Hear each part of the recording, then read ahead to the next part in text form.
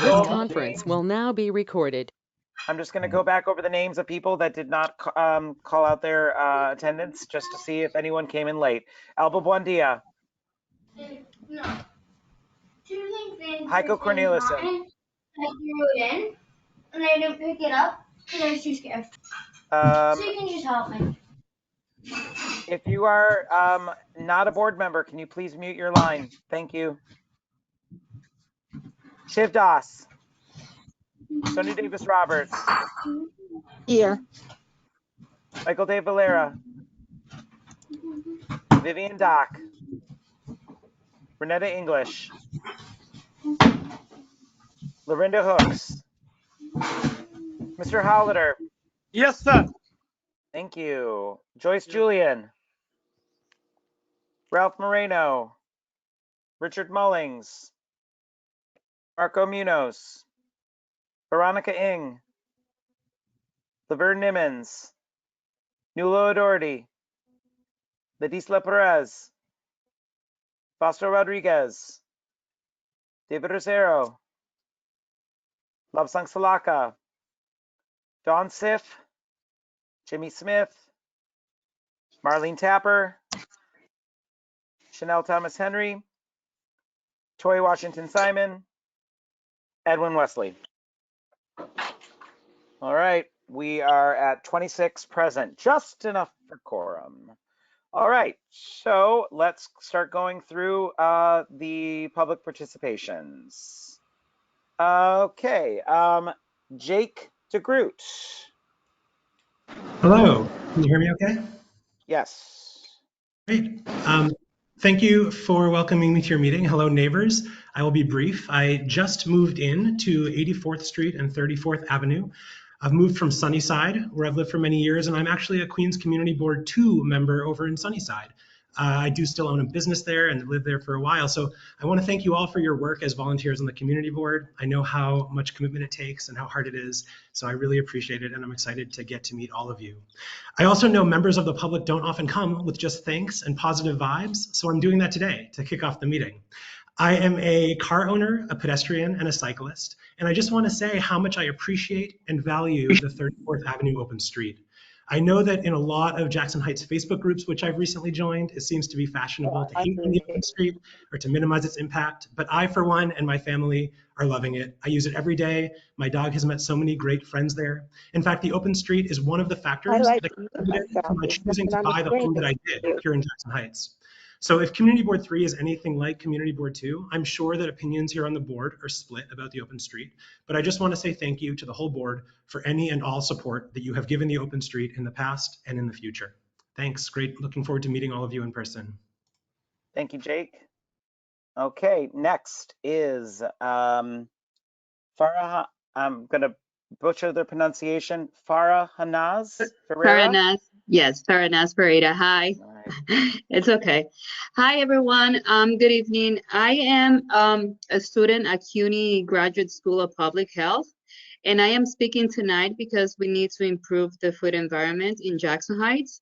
And as you guys know, 64% of the population in Jackson Heights is Latino, and the poverty rate is 25% compared to 19% in Queens and 20% in New York City. So I want to bring to your attention the lack of supermarkets providing fruits and vegetables in the community. So there's one supermarket per 17 bodegas in Jackson Heights, which makes Jackson Heights a food desert. So these are areas that are affected by systemic inequalities due to the low income rate of residents. And also for more than 10 years, New York has been at the forefront of using the state's authority and resources to improve food security at the city and state level.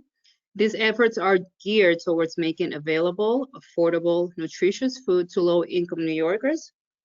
And we need more supermarkets owned by minorities to resemble the Jackson Heights community. And to achieve this, we need to help and support of the local and state government officials like you guys at the community board. So what I'm supporting or actually advocating for is Bill 81304, which directs the commissioners of agriculture and markets and economic development to study and develop a long-term strategy for sustaining farming and food production in New York State. So the policy intends to improve nutritional well-being, creating an agricultural system that would create jobs, promoting economic and community development, as well as supporting farmers. This policy could potentially benefit low-income families and create jobs for New Yorkers, especially for minority farmers. So I'm just asking for you guys to support this bill. I'm sorry that I was being fast. I just tried to tell you guys everything that I needed to in the 3 minutes that we have.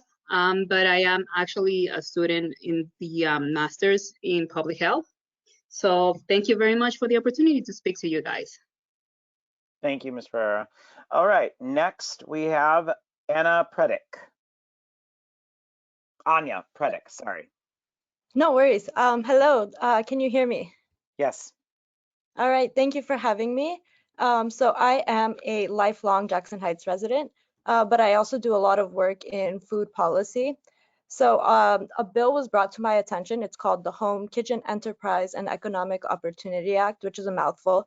But basically this would license home kitchen operators. So home chefs would be allowed to like sell foods from their homes, which I think could make a huge impact for our community, because I found data that shows that most of the New York food service workers are actually located in Jackson Heights, East Elmhurst, and Corona. And they were actually most affected by COVID. So they were unemployed and they actually had the highest rates of COVID. So I ask that you support this bill, or if you know anybody in legislation, I already reached out to Senator Jessica Ramos, and I also think this would be huge for street vendors, and we have a lot of street vendors. So if they could work from home and provide childcare, for example, this would also help. And similarly, it's a huge economic boost for these people who would now be allowed to basically own their own businesses and work for themselves. And these people have also faced historically barriers to labor force participation. So just thank you for your time, and I hope you think this bill is important. Thank you very much, Anya. All right, next we have Sharif Sadek. Sharif Sadek, yes, hi. Can you hear me? Yes, go ahead. Okay, hi everyone. My name is Sharif Sadek. I also live on 84th Street, right next door to Jake, who was the first commenter, though I've been living here a little bit longer than he has. I also wanted to talk about 34th Avenue. There are a lot of things I like about it. I like it when it's very empty during the day. I am a cyclist and I take my bike to work. So when it is completely empty of pedestrians, it's really nice as a cyclist. I also like it on weekends a lot. What I do not like about it is sometimes in the evenings and the afternoons there are children, and as a cyclist, I find it sort of dangerous to have cyclists and pedestrians at the same time. I'm also wondering about the safety of the e-bikes that go 20 miles an hour, 25 miles an hour, and I'm wondering if there's any plan to deal with that issue, because I have seen bike crashes a lot on the open street. That's in terms of the open street. The other issue that I wanted to raise really quickly, because I know I don't have that much time, is I was on the independent redistricting committee testimony yesterday. And interestingly enough, there was nobody from Jackson Heights talking about the new district maps and new district lines. And I just thought that was interesting. If anybody has anything to add, or if you think the maps don't work, you can provide testimony, written testimony. You can actually create your own map and submit it to the commission. I think I might have messed up the name for earlier, but I just found it interesting that nobody from Jackson Heights except myself was on that commission. I think that's it. Thank you. Was there anybody from East Elmhurst or North Corona? Because remember, we covered 3 areas. That is correct. No, there was nobody there. I actually joined to speak about Astoria. I am Egyptian American, and the new maps are planning to divide Little Egypt into 2 districts, which dilutes the power of Egyptian Americans and Arab Americans in general. I didn't really have much to say about Jackson Heights, but I just thought it was interesting that nobody else did either. All right, thank you very much. Thank you, Sharif. All right, moving on to Karan Dilawar. Yes, I wanted to speak about the 34th Avenue open street. I think it's probably the best thing that's happened in the community since I've lived here. But I also live in Corona, where the open street ends, and I've lived here for 32 years. And I think it would be a good thing for the residents of Corona to have the open streets extended into our community. I think it's unfair that only Jackson Heights residents get to enjoy an open street while residents of Corona, who took probably the biggest hit during coronavirus, do not get to enjoy it. And that's it. Thank you very much. Have a good night. Thank you. Okay, next. Sorry, my people keep posting in the chat and it just keeps going all the way back down. Okay, Kamran Nahar. Hi, everyone. My name is Cameron, and I'm also a lifelong resident of Jackson Heights. I'm really glad Farnaz and Anya brought up some food policy issues. Looks like there's quite a few of us who are advocates for food justice in our communities. I'd like to bring up a Senate bill that I think might be beneficial to the communities here in Jackson Heights, Elmhurst, and Corona, which is Senate Bill S5732. It aims to create a more cohesive and sustainable food system. As you know, our neighbors mentioned earlier, we saw so many of our neighbors having to rely on emergency food assistance, such as from food pantries and meal pickups from school throughout the pandemic. And Queens experienced the largest increase in SNAP cases, which means more and more residents are relying on assistance to feed their families. So the Senate bill that I'm referring to, it aims to work directly with community members to create and increase food-based jobs and businesses, which is great because we have so many entrepreneurs, food-based entrepreneurs in our neighborhoods already. It would increase community connections to local farmers and ensure healthier neighborhoods overall.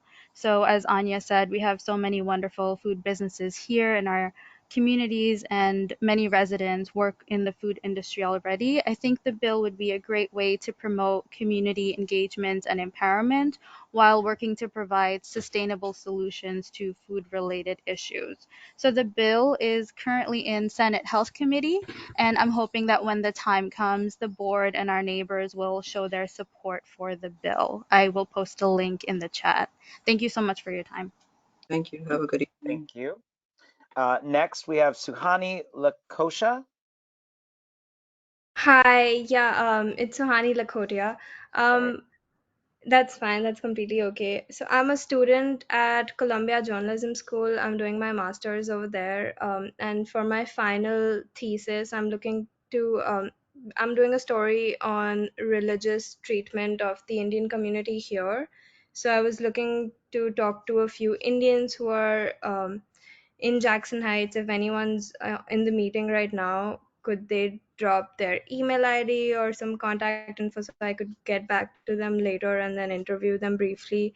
It would be a big help. Or if I can connect with anyone else, or if there are any other resources, it would be great.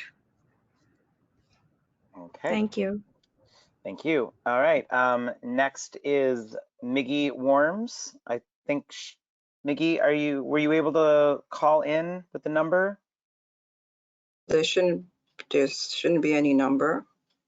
Somebody posted the number in the chat. I don't know. I didn't provide it, but all right. Well, we'll come back to Miggy.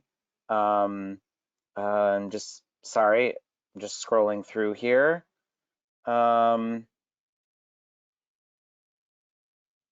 Okay, I'm just looking to see if there was anybody else. Okay, so I'm getting messages wanting to allow Miggy to speak, but she does not have a microphone on her computer.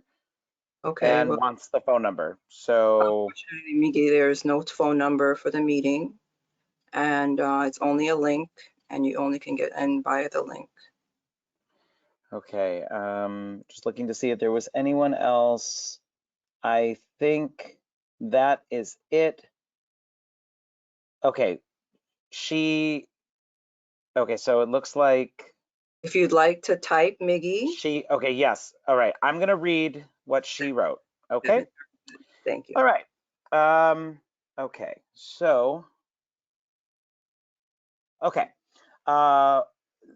Here are some questions I would like the board to consider when, this is on behalf of Miggy Worms. This does not reflect my own personal views, okay? This is Miggy Worms compromise questions. Here are some questions I would like the board to consider when dealing with the DOT and the coalition with regard to the 34th Avenue open street. Why have pleas for compromise regarding 34th Avenue open street been consistently ignored by both DOT and the coalition with which it is partnering? 2, why have suggestions to rejigger traffic light pattern during open street hours to favor cross streets and thereby reduce gridlock, especially during rush hours, been rejected by DOT as supposedly impractical when it is likely that a computer programmer could easily do this? DOT offered double talk about such an adjustment requiring big changes to the network of traffic signals on other avenues. Meanwhile, those same avenues are suffering increased traffic and spillover gridlock due to the open street, which could be partly alleviated by rejiggering the 34th Avenue traffic light pattern.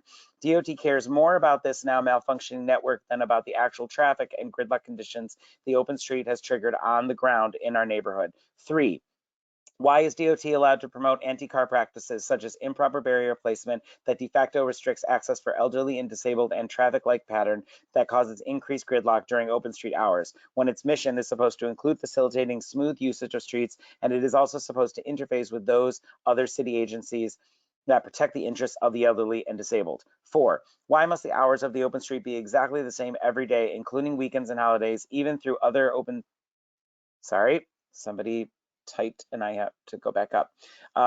Why has the DOT throughout the city have varied hours? Why has the DOT seemingly brought into the argument that varying the hours and canceling the open street during bad weather, especially when forecasts predict very high winds, would be too difficult for the residents of Jackson Heights to accommodate? Does the DOT think Jackson Heights residents are too stupid to adjust to variations in the schedule, different start and stop times for different days of the week, an emergency cancellation of the open street due to weather or other activities affecting traffic in the neighborhood, such as, sorry, Kevin, you're almost at time. Parades that close down other avenues. I'm sorry, Renetta, what? You're almost at time. Yeah, at 42 seconds left.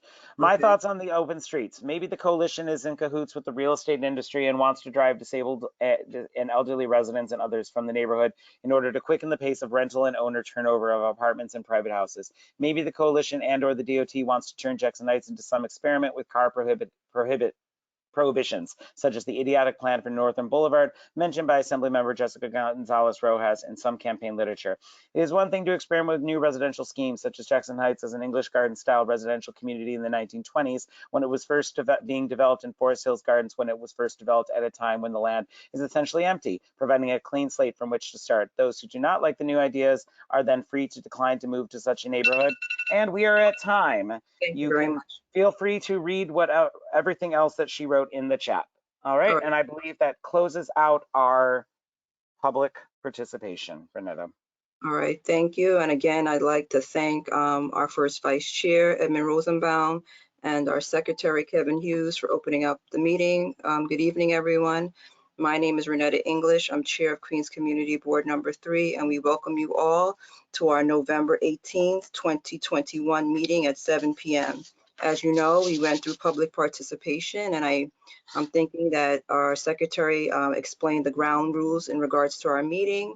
And in regards to our chat area, we will be respectful to one another at our meetings, as we always do each month. And so we have public participation, which we just went through, where the public has the opportunity to write into the board when they'd like to say something. And a number of you did, and thank you very much. And now we're going to go into public information. Just as a reminder, we always post our meeting agendas on Instagram, Facebook, and our wonderful new website. And what did I forget? And Twitter. All right, so please look out for all that Community Board 3 is doing and the various activities that are going on in our community. So to just confirm, we have 4 speakers tonight for public information. And those in attendance have the opportunity to ask questions after they've presented, and you will need to type those questions in the chat, and Kevin will call on you. So we have a number of speakers, so you may not be able to call on everyone, but once a speaker is finished, please type your question. All right, so the first speaker that we have on the agenda, are you here, Captain Altahiri? Oh, he'll be last. Okay, very good.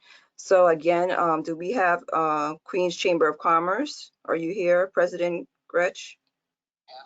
So I'm afraid to disappoint. Tom is not here, but I'm here. Well, you're never a disappointment because you're a friend. So I have no problem. Please, welcome. How are you? Are you here to speak for him, or are you speaking in another capacity, or you're just letting me know? Well, yeah, I was supposed to speak. Also, now you're working for the chambers. Congratulations, sir. Oh yeah, thank you. Yeah, so I've been with the chamber about a year now, and so I would love to tell folks a little bit more about what I'm doing there. So for those of you who do not know me, my name is George Hadjiconstantinou.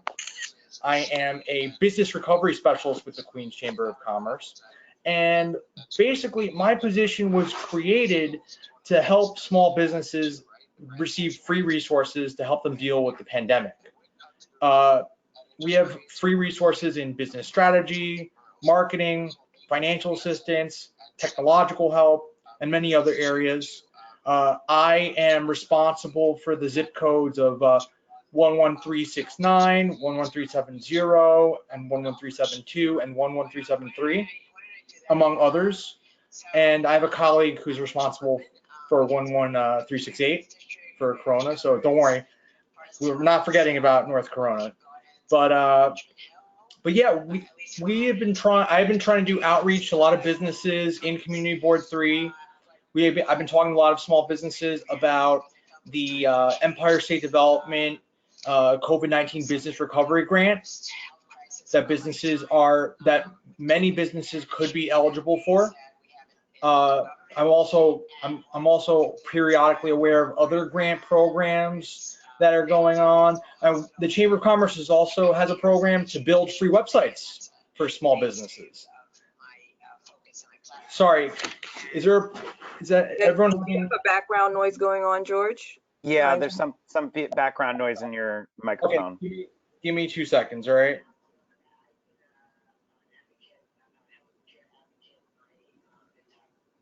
Sorry for that technical difficulty. My apologies. So, should I start from the beginning? No one heard me? No, we heard you. No, we could hear you. Just pick up where you left off. Okay, all right, very good. So yeah, we have there are a lot of different grant programs, and of course, I can't promise that small businesses are going to get money. I wish I could, but unfortunately, I cannot. And we also have a program to build free websites for small businesses. We would pay for the hosting for a year. They just have to pick up the cost of the domain. So that's another program that we're working with. And we also have relationships with nonprofit organizations that are providing free one-on-one business coaching and business strategy consulting. And we have a lot of different other things too.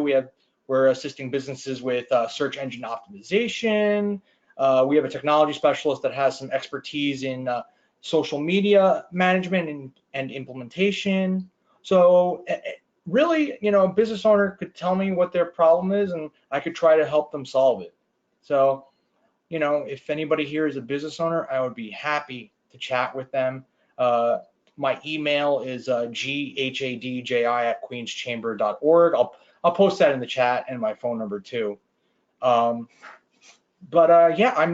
I'd love to have a brief conversation with any small business and try to see what we can do to help them out. Any questions? Can I take questions? I don't even know. Yes, I don't have any questions in the chat. Does anyone have any questions for George or the Chamber of Commerce, the Queens Chamber of Commerce? Sharif. Go ahead, Sharif. Oh, can I ask it live? I thought I was gonna type it in. Nope, Can you share how many? Do you know how many businesses were affected in Jackson Heights? I'm curious for a variety of reasons. I'm sorry, affected what, by the pandemic? Well, you provide you provide assistance in trying to get loans. Did I understand that correctly? Well, I actually did not mention any loans, although I do know a program that is trying to provide 0% interest loans to small businesses. I do know that many businesses right now are not very excited about taking on additional debt, but it is something that I have helped a couple of businesses get loans. Understood. So I guess my question is, have any businesses in Jackson Heights reached out to you? I guess that's my question. Over the past year, yeah, I've really done quite a bit of outreach up and down Northern Boulevard, on 37th Ave, on Roosevelt Ave, Astoria Boulevard. So I've spoken to in Jackson Heights and in Community Board 3. I've spoken to at least 100 businesses, and that might be an undercount. Thank you. Okay. Our next question comes from board member Richard Mullings. Richard, go ahead. Yes, thank you, George, for sharing that. I was going to ask a question along those lines of surveying the businesses in the area. I'm just curious to know about from your studies about what's the percentage of business that's been probably closed down or not returning. Yeah, I'm sorry, I don't have a percentage. I don't have those numbers prepared. Sorry, I didn't think I was going to be grilled about the effect of the pandemic on small. I have not measured it. I'm sorry to say. I mean, I've spoken to businesses that have closed. I mean, I've seen plenty of empty storefronts. I would say that I've been pleasantly surprised by the number of businesses that have shut down, as in I thought there would be way more businesses closed, but a lot of businesses are struggling.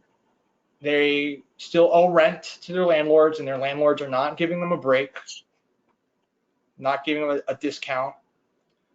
I know that, one example, there was a business on 31st Avenue. I think it was a business on 31st Avenue, a frame store, and the guy had to close because he just wasn't getting any business. Restaurant on, I know there's some other restaurants. One restaurant on Roosevelt Avenue and 76th Street that I was trying to help out, they closed. But a lot of businesses I've endured, and a lot of people are opening new businesses. We can help new businesses as well. So you may not be eligible for a lot of grants, and that's a problem. Like a lot of businesses that opened during the pandemic, or like in this past year, they're often, unfortunately, not eligible for a lot of grants because a lot of grants ask for a couple of years worth of tax returns. So, but there's still other ways to help out. Sorry, I hope I'm not being too. Right. Okay. And then our next question. Our next question comes from board member Frank Taylor. Okay. Yes, hello, everyone. I'm not grilling you, so I want to get that out there to begin with. My question is simply this, that maybe people didn't understand this. The chairperson and so eloquently put, this board takes care of 3 different areas. It's not only Jackson Heights, it's also Corona, and it's also East Elmhurst. So my question to you is, because we had a board initiative to do business during the Corona virus, which Kevin, where is Edmund?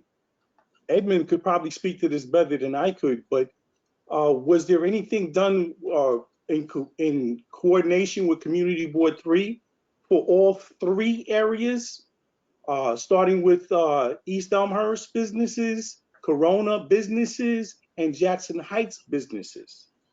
Thank you, sir. So Frank, let me try to understand your question. You're asking me if there was also attention paid to the neighborhoods of East Elmhurst and Corona, right? Right. Was there some sort of outreach? Because, as I said, Edmund's on, actually. We tried to do an initiative to get businesses to get back going. I don't know how well that was received, and I don't know if Queens Chamber did anything with the local businesses that are in our area. Clear it more, or no? Ed, you want to step in? I'm sorry. Say that again. That's okay. No, I was saying Edmund, because he was chair of that. Frank, that's okay.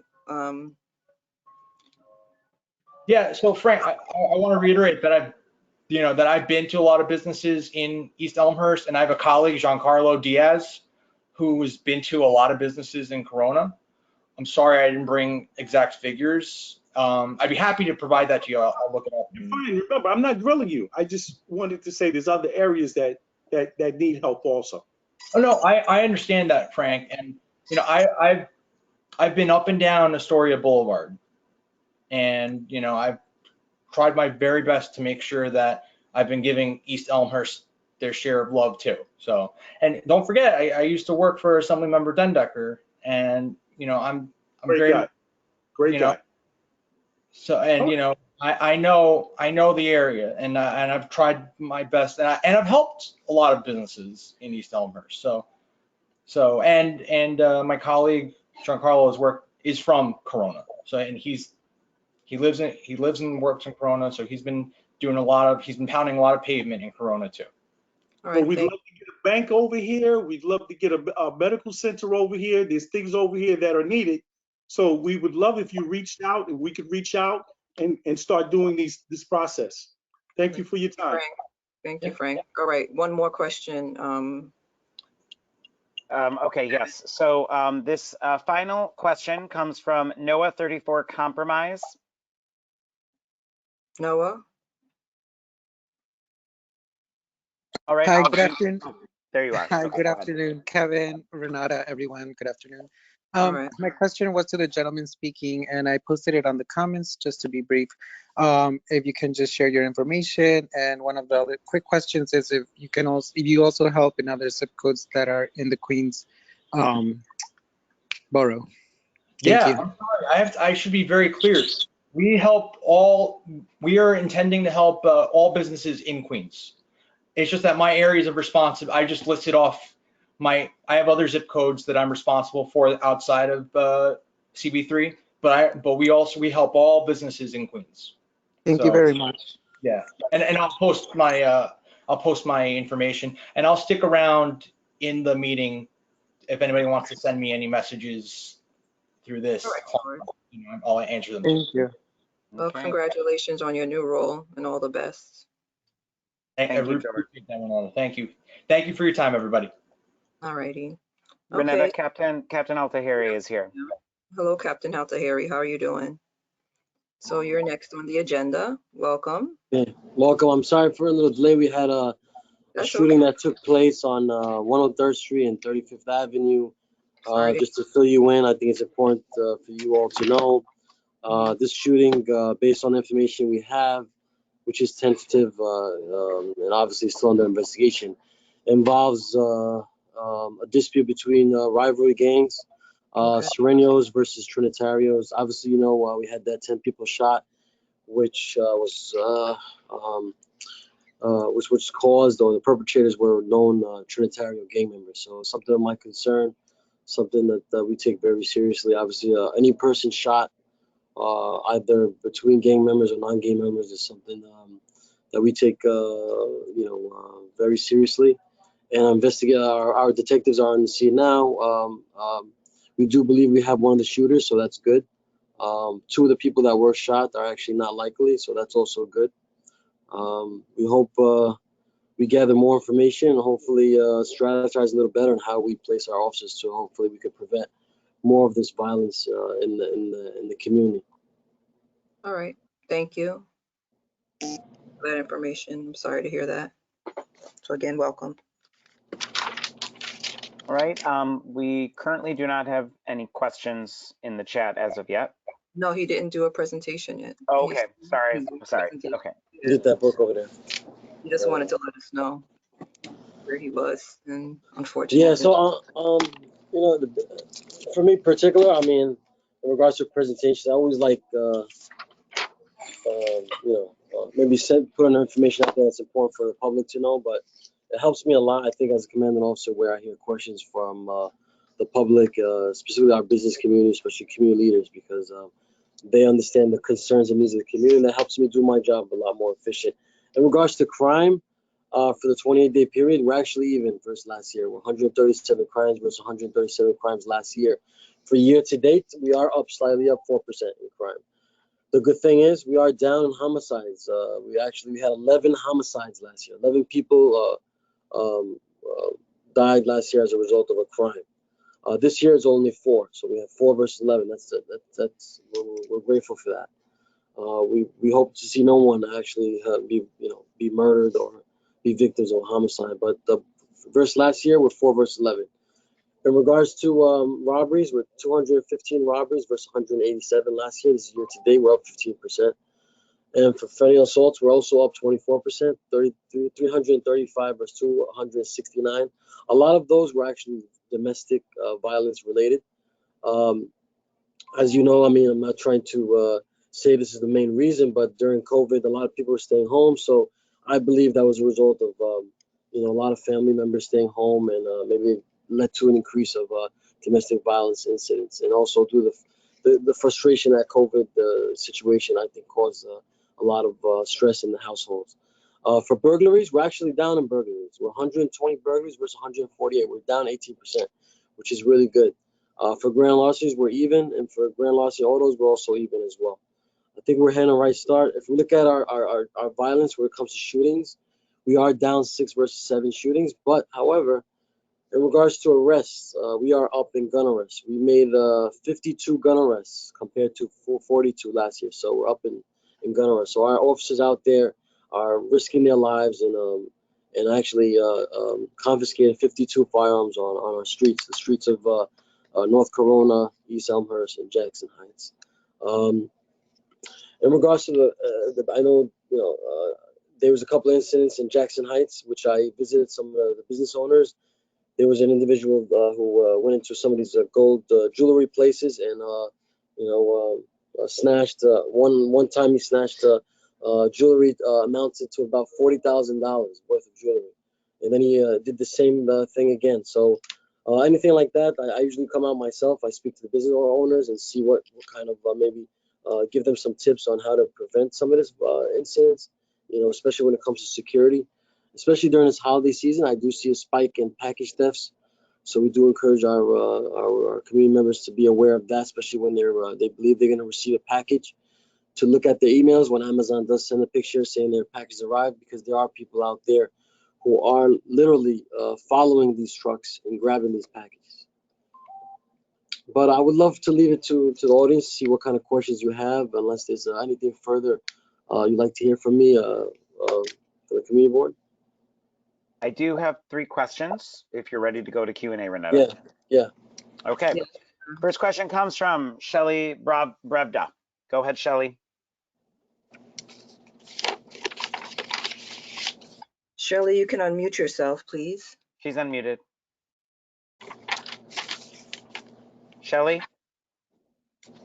The question's in the chat if you want. Okay, I'll do the question for Shelly.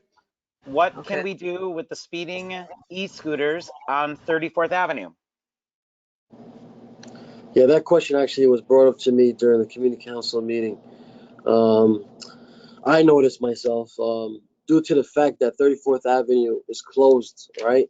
So naturally, people who ride on these e-scooters or e-bikes want to ride on 34th Avenue. Why? Because there's no vehicles there. So we do see a lot of the vehicles, maybe in the past, or e-scooters that were on Northern Boulevard. Now they're starting to come to 34th Avenue because it's a faster route. It's closed, so it's open. They just zip right through it. So this is something of concern. I do have my traffic team out there to write those summonses when they do see them. I think the last, NCO Charlie, we spoke to NCO Charlie as well. The past 20-day period, there's only about 20 summonses written on 34th Avenue. We hope to increase that number, not increase that number and actually want to write these summonses, but in the effort to actually prevent some of these incidents. We want to discourage them from riding in these high speeds, especially on 34th Avenue when there's kids and and people jogging or whatever, walking on those closed streets. But we do see a lot more e-bikes, and naturally so, because the street is closed, so it's easier for them to go where they want to go faster. Even the delivery people are going on 34th Avenue because they don't want to go on Northern. There's cars there, so they figure, let's go on 34th Avenue. It's quicker, it's faster. So I understand the concern of that community and people that reside or walk in that area. Okay, next question. NOAA 34 compromise? Yes, hi, Captain Al-Tahiri. I'm board again. My question is, as there is a lot of activity on citizens and personally when someone's walking, you hear a lot of sirens, etc. Is there an increase in patrolling the streets of Jackson Heights and nearby neighbors? Just out of curiosity, I know that when I moved here about 8-9 years ago, it was very common to see policemen and women patrol by foot and via car through the streets to secure our neighborhood. Yeah, I mean, I think in the past, and if I would look back, I mean, historically, NYPD, there was a lot more foot posts. That's correct, because it used to be about 6 years ago, there used to be impact zones. So there were officers stationed at different blocks, more specifically on Roosevelt Avenue and 37th Avenue. But that impact era is over. We're in a new form or philosophy of policing, which is neighborhood policing. So we have NCOs who are now given the responsibility to address and handle some of those conditions in those specific sectors that they patrol. We do have, I mean, we would love to have a lot more officers, a lot more patrol cars. Of course, that helps in public safety. As of now, I mean, we do have in particular, for instance, on Diversity Plaza, we placed a car there more recently, depending on the circumstances. But we'd love to have a lot more officers, I mean, patrol. But given what, I mean, the average car I take out during, let's say, for instance, during the third platoon, which is between 3 o'clock and 11:30, I get about 6-7 cars, average 6 to 7 cars. And this 6 to 7 cars covers all of the 115 precinct. We also have an additional team, which is it's called the public safety team. I have 5 officers there. When we do see patterns of violence or patterns of crimes, we do place them in those areas. But if there's any particular area you feel like you would love to see more police presence, I would love to hear about it. But based on how I strategize or place my officers based on really crime trends or crime patterns within the precinct. Okay, next question. Sharif Sadiq. Hi, it's Sharif Sadiq. Hi, Captain. That's okay. Hi, Captain. My question for you is, what is the appropriate procedure for us to follow when there is a crash of specifically of the mopeds and e-bikes and cyclists and stuff like that? I know that happens a lot, but I'm never sure whether to call 911 or 311 or the 115 directly. Can you weigh in on that, please? Thank you. So when there's an accident involving anything, it could be involving a bike, it could be involving a motor scooter, it could involve pedestrian. 911 is the way to go. That's the number 2 call, because it's not a quality of life condition. This is something that needs probably police presence. Obviously, there's possibly going to be a police accident or a vehicle accident report taken, or maybe the e-scooter wasn't properly registered, so there might be enforcement needed to be taken as well. So yeah, I would definitely call 911. Okay, next question, Gloria Contreras. Gloria? Yes, I'm unmuting. Hi, how are you? Can you hear me? Yes, go ahead with your question. Okay. First of all, thank you, Captain Al-Tahiri, for everything you do, all your officers. I am truly grateful and appreciative of all your hard work, not just you, your entire team. So my question is really going to be in regards to, because I am now, as it's getting darker, I see that in the park, there are a lot of people consistently drinking with an open bottle. And it's, to bring my daughter through, just to go into the park is just there are a lot more than in the lawn. So what can I do? What can be done? And is there a remedy besides, not calling 911, because obviously they are not committing a crime, but to have, a case of open beer is not something that I like my daughter to see. Yeah. No, I mean, I share that concern as well. I mean, living in New York City, I mean, there's a lot of times where I took my kids to the park, and either I see maybe teenagers or adults either making out inside the park or drinking alcohol, something I'm very passionate about, something I don't like to see, especially when there's kids involved. The parks are there for the kids, for our youth to enjoy with the families. So, I mean, we don't tolerate alcohol whatsoever. Either the park is closed or open, or during night or during daylight hours. That's something we don't tolerate in the 115 precinct. So if you do see someone drink in the park, you can call 911 or you can call 311. I mean, if there's a specific park, I know we had a lot of complaints from Gorman Park, and our officers, especially the NCO Boy, addressed a lot of those concerns, and I have to say it got a lot better than before. So if you do see a pattern of certain individuals that just go to the park and have a drink, please call 911 or 311, and then we'll forward it to our NCOs, who will definitely follow up on that park on a continuous basis until these individuals understand that we're not tolerating these kind of behaviors in our city parks. Okay, thank you, Gloria. Next question comes from board member Nuala O'Doherty. Nuala, go, Captain. Nuala? All right, we're gonna move on. Stephen Bodson. Wait a minute, Kevin, I think you missed me. I was up here. I have a question. Wait, did you post in the chat? No, I'm going in order, Frank. You're up next after Stephen. All right, thank you. Stephen Bodson. Hi, thank you so much for taking the question. I know there's a lot of concern about this whole issue of people using bikes and scooters going fast on 34th. I share that. I'm a bicyclist, but I also have seen people being pretty reckless. I think that a lot of people, though, are just avoiding Northern, like you said. Is there any effort by the precinct to make Northern a safer place for cyclists? I'm really especially curious about truck violations. There's double parking all along the street, and truck violations seem like a really big thing. I see a lot of 53-foot trucks that are illegal everywhere in New York City, and I've never seen one getting a ticket. And I'm curious if that's something you might consider in order to kind of release this pressure and stop it at the source. Thanks. Yeah, I mean, that's a good question. I mean, if you look at Northern Boulevard, right? I mean, you have 2 lanes, and then you have the medium in between, the other side. I mean, to put a bike lane there will cause a lot of I mean, you're gonna have Northern Boulevard on 1 lane going one direction. So I mean, it'll be difficult to get a bike lane there, especially when there's a bus lane. There's a bus that. Just to be clear, I'm sorry, I don't mean to interrupt, but I'm not asking for a bike lane. I'm asking about your office's enforcement. Oh yeah. I'm just saying. I'm just giving you my Sorry, I apologize. No, I understand. Trust me, I understand. And it's something I look at as well. I mean, we also look at the streets. What can we do with Northern Boulevard? And that's why I mentioned if there's a possibility. There's certain, look, like Astoria Boulevard, you could put a bike lane there. There's a lot more leg room. It's a bigger street. But for Northern Boulevard, it's very challenging. You got bikes. You have a lot of businesses in that area, especially you have the huge supermarkets.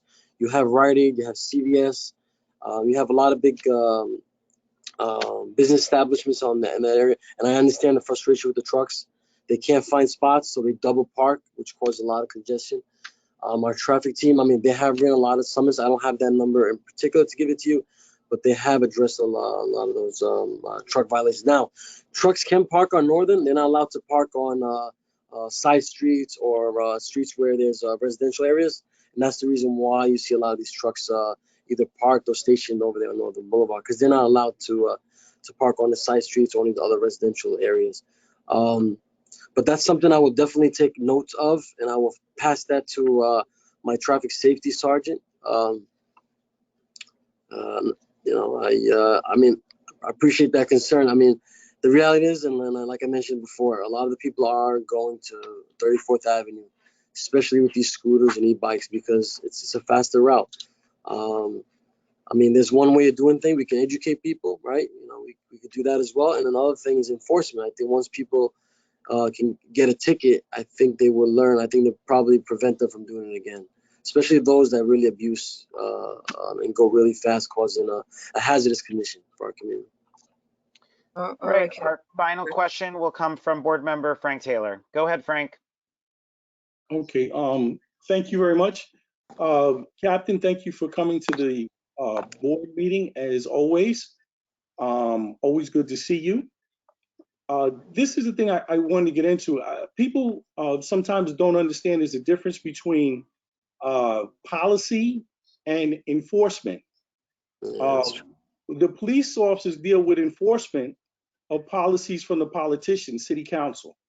I want to leave that there so that we can understand that as a community.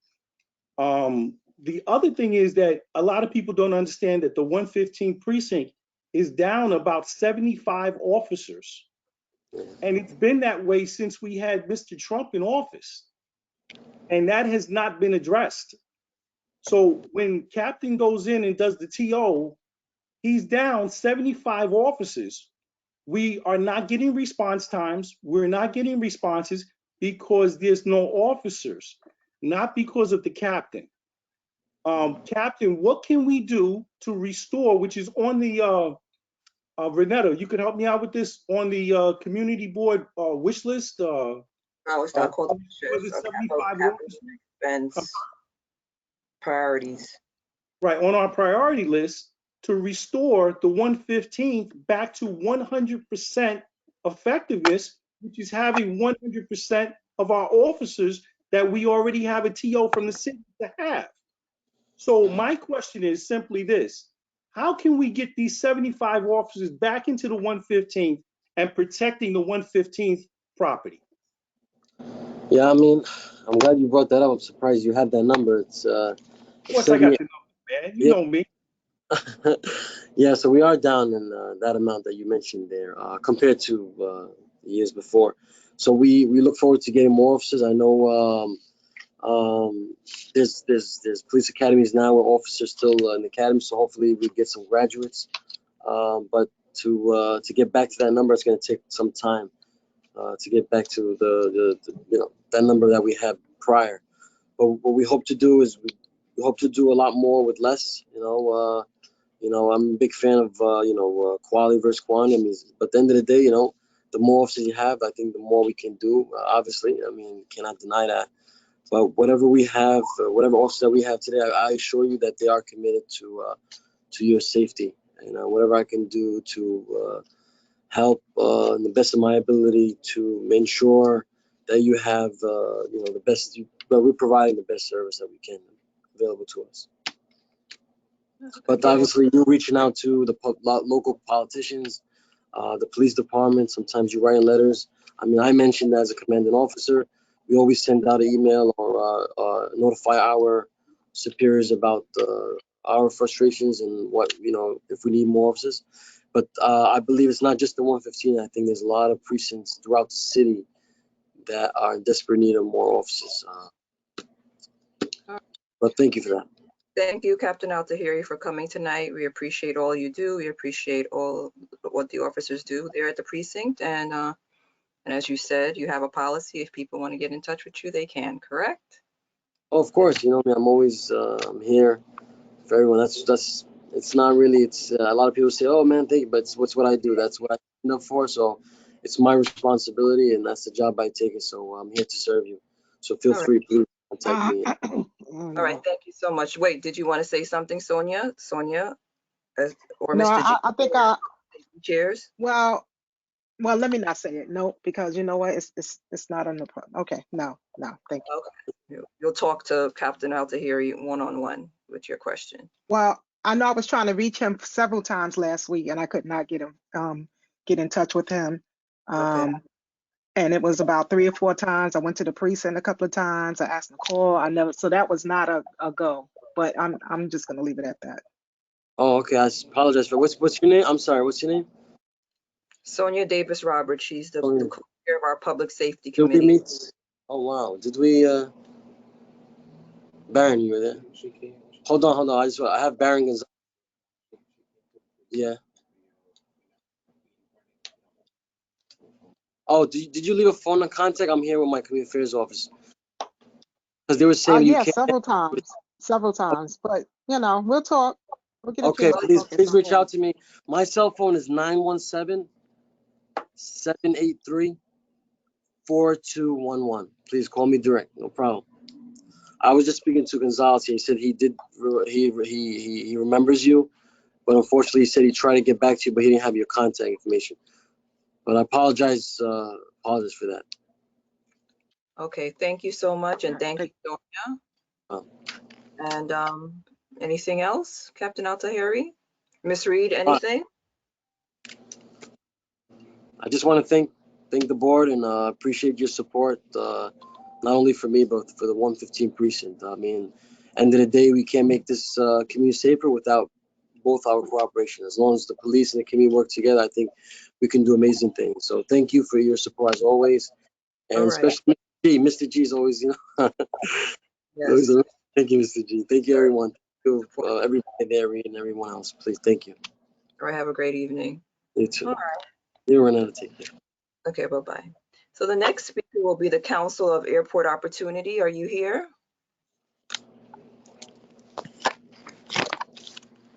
Council of Airport Opportunity.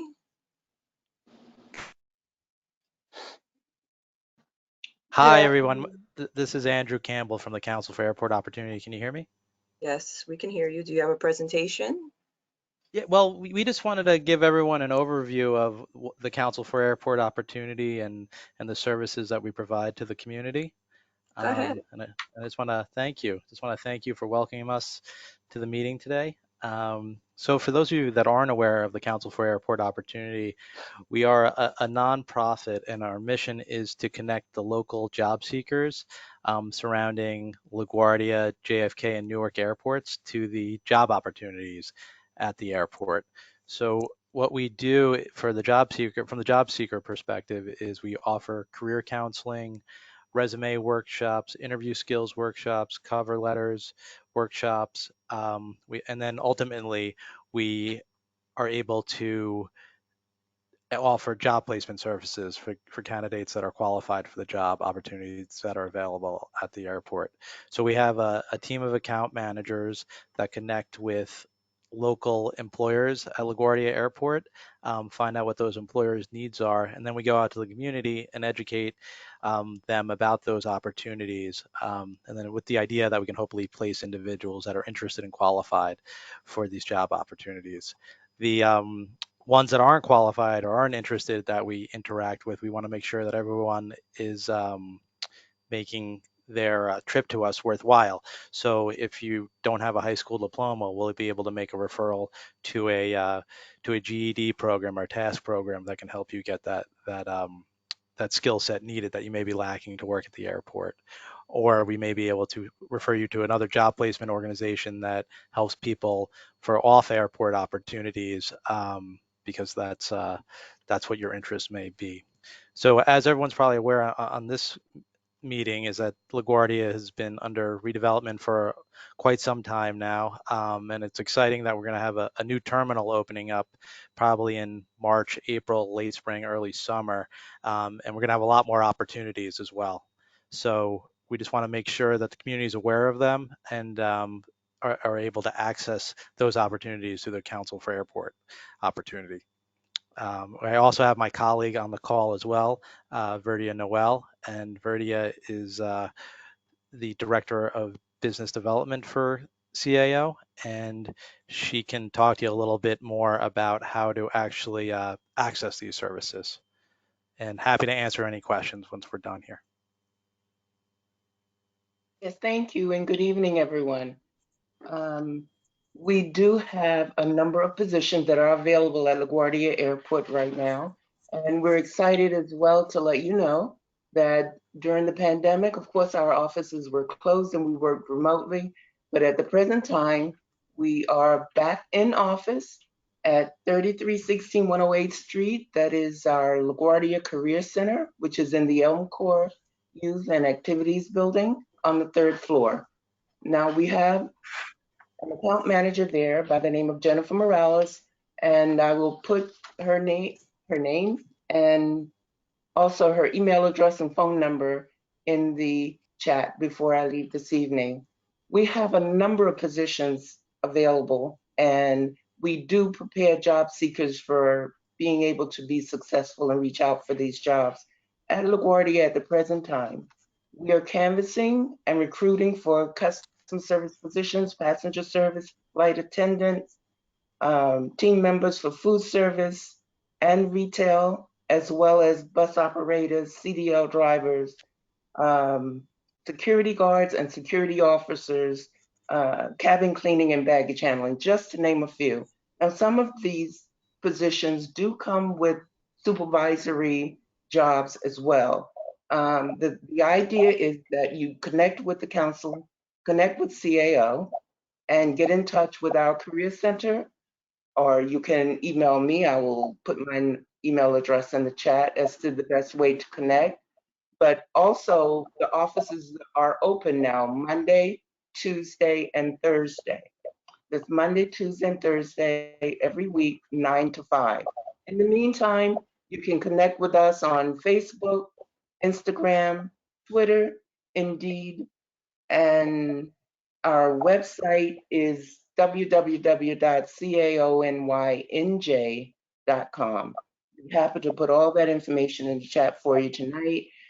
We look forward to providing the district board managers and chair with additional information for job opportunities coming up so they can be shared with you on a regular and timely basis. But we do appreciate the opportunity to be able to let you know that there are positions there, and just tell your friends and family, pass the word, and connect with the Council for Airport Opportunity. So thank you so much. Thank you so much. And I guess one of my questions is, I know that you mentioned the various roles. Can you give a range of the salary for those roles? And do you have other types of positions like administration, if someone wants to do marketing, if they want to do technology related roles? Or do you have a wide gamut of types of roles? Because I know that you talked about food services, cleaning, so on and so forth. But Yeah, absolutely. Yes. I mean, we basically anything at the airport that's hiring, we're going to have access to it. So the majority of the positions are those entry level, because obviously there's more frontline workers needed at the airport than the management positions. But we do get the other positions from time to time. The starting pay at the airport, the entry level salary right now is $17 an hour, and with more experience and higher qualifications, that goes up pretty quickly. And it also depends on what the position is at the airport. and right now, based upon the positions that you've hired for or have recommended people, are you getting them from all three areas of our district, East Elmhurst, Jackson Heights, and North Corona? Yeah, we're doing a pretty good job of connecting with those individuals. And but we always want to do more. I think the airport is raging back as far as employment opportunities. So we want to be able to get on forums like this so we can educate everyone about the opportunities, and you guys can help spread the word. Okay, Kev. All Thank right. you. First question comes from board member Nuala O'Doherty. Nuala, go for the council. Is all the questions related to the Council of Opportunities? Yes. Okay. Hi. So we know that there's been a halt on the planning for the air train to LaGuardia. Is there any news on working with the MTA to extend the N train to LaGuardia? So the last that I heard, the Port Authority selected a committee, a 3-person committee, to review opportunities other than the air train to get to the airport. And I believe someone from the MTA was on that committee. So nothing finalized, but I'm sure they're looking into it. Okay, next question, Frank Taylor, board member. Sorry about that. It was already asked and it was answered. Renetta asked that question. Thank you, Great. Kevin. Okay, moving on. Shelley Brevda. I think Shelley might still have an issue with her mic, so I'll ask her question. Is there a way of getting an email list for job events or openings? Shelley runs a Facebook group that would be happy to post flyers, etc.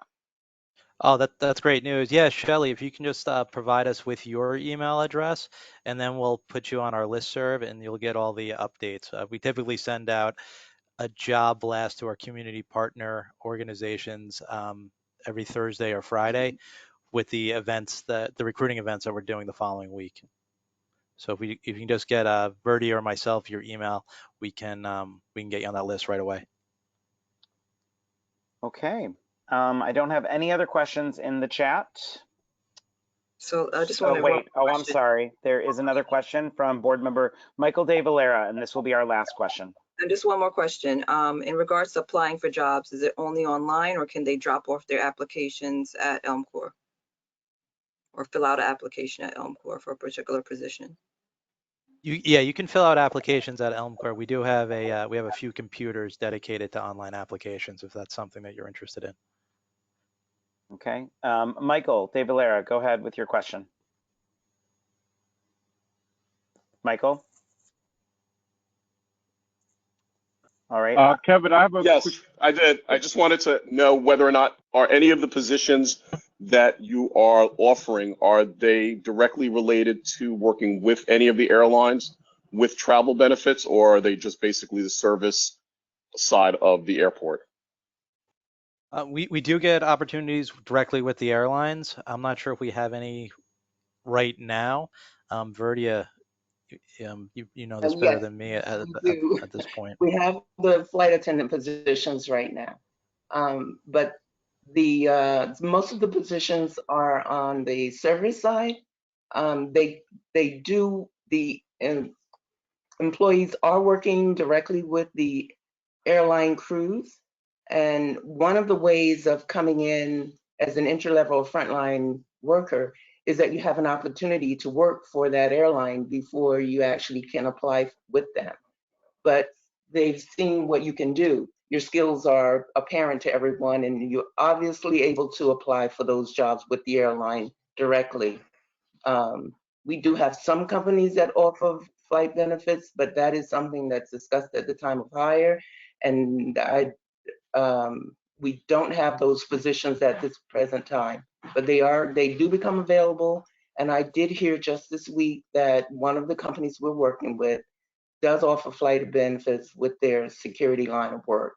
So I would say to anyone who's interested in the airline business to work with us, come into our offices, talk with our managers, and find out what the details are for getting involved with those jobs. It is possible. Okay. Kevin, I have a quick question. Sure. I I'm don't just know who curious you are. to know. Can you I'm sorry, sir. Can you? Oh, it's Richard. Oh, okay, great. This is Richard. Yeah, CB3. Okay. I just have a quick question. With the passing of this infrastructure bill, I know there's going to probably be a lot of construction opportunities that's going to be on the rise. I'm just curious to know, are you planning to have any kind of construction-related opportunities expanding to the communities, particularly in our district? Yeah, so one of the things that we're working with right now is the Building Trades Association, and they have a pre-apprenticeship program where they go in and they train individuals as a pre-apprentice, and then ultimately they'll get the opportunity to apply to the unions to get into one of the unions, and then hopefully they'll land employment down the road. Oh, great! That's great to hear. Thank you for sharing that. Yeah, it's quite a challenge getting through those unions, but we see this as our best opportunity right now. All right. Thank you so much for. Renetta, you are muted. Thank you very much for all the information that you provided, and it's good that those in the community have the opportunity to go to Elm Corps and get those skills or get that help with their resume and all of those other things, and to apply for jobs right there. So thank you for that information. And as mentioned, hopefully there'll be a variety of roles that are offered to folks, because as you know, everyone comes from various backgrounds and has different educational levels, and they may want to work at the airport. So thank you. Great. Thank you. Thanks for having us today. Have a great evening. You too. Thank you. Thank you so much, Kevin. So again, this evening, I'm happy to welcome Dr. Machi from the Elmhurst Hospital Global Health Institute. As you know, we always ask him to return, and he returned again, and he's our resident COVID-19 expert, and we're still going through it, everyone. Please be careful out there. We're still in the midst of the pandemic, as far as I'm concerned. So, Doctor, you should have gotten a notice that you can present now. You can unmute yourself. He's trying to, okay.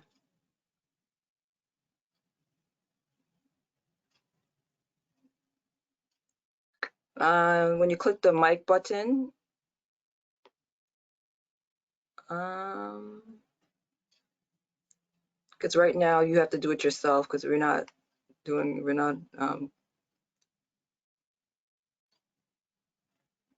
is it white or is it, do you see an X through the mic? You want to come in and come back out again? Maybe leave and come in again?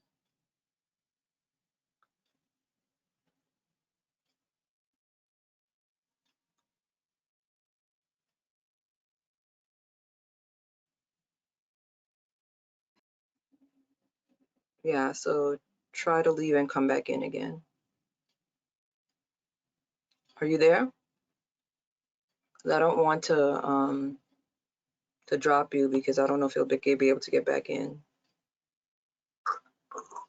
Oh, good. You just came back in again, so this is not him here. Where are you?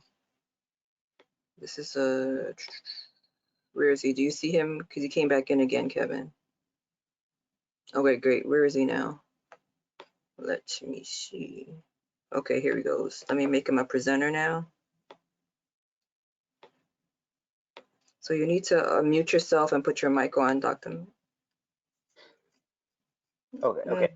I don't know if he's using, what type of device he's using. Maybe you can help out here. Okay. Dr. Massey, if you wave your mouse at the bottom of the screen, you should see 4 little buttons. One is a mic, a camera, screen, and leave. The mic should be green. You have to click it.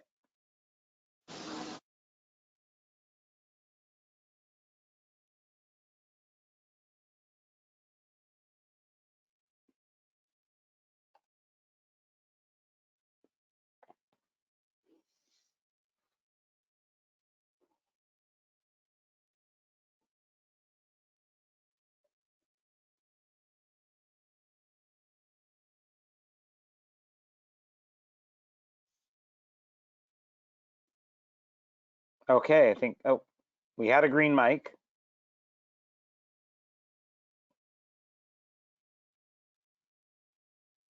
His mic was green for a second. There it is. I'm going to make Can you hear me now? Yes, we can hear you now. Okay, let me try to post the slides. Let me just start talking. I can't, the share button is not working. Okay, hold on one second. So I wanted to talk today about the latest things that are happening with COVID and treatments and vaccines.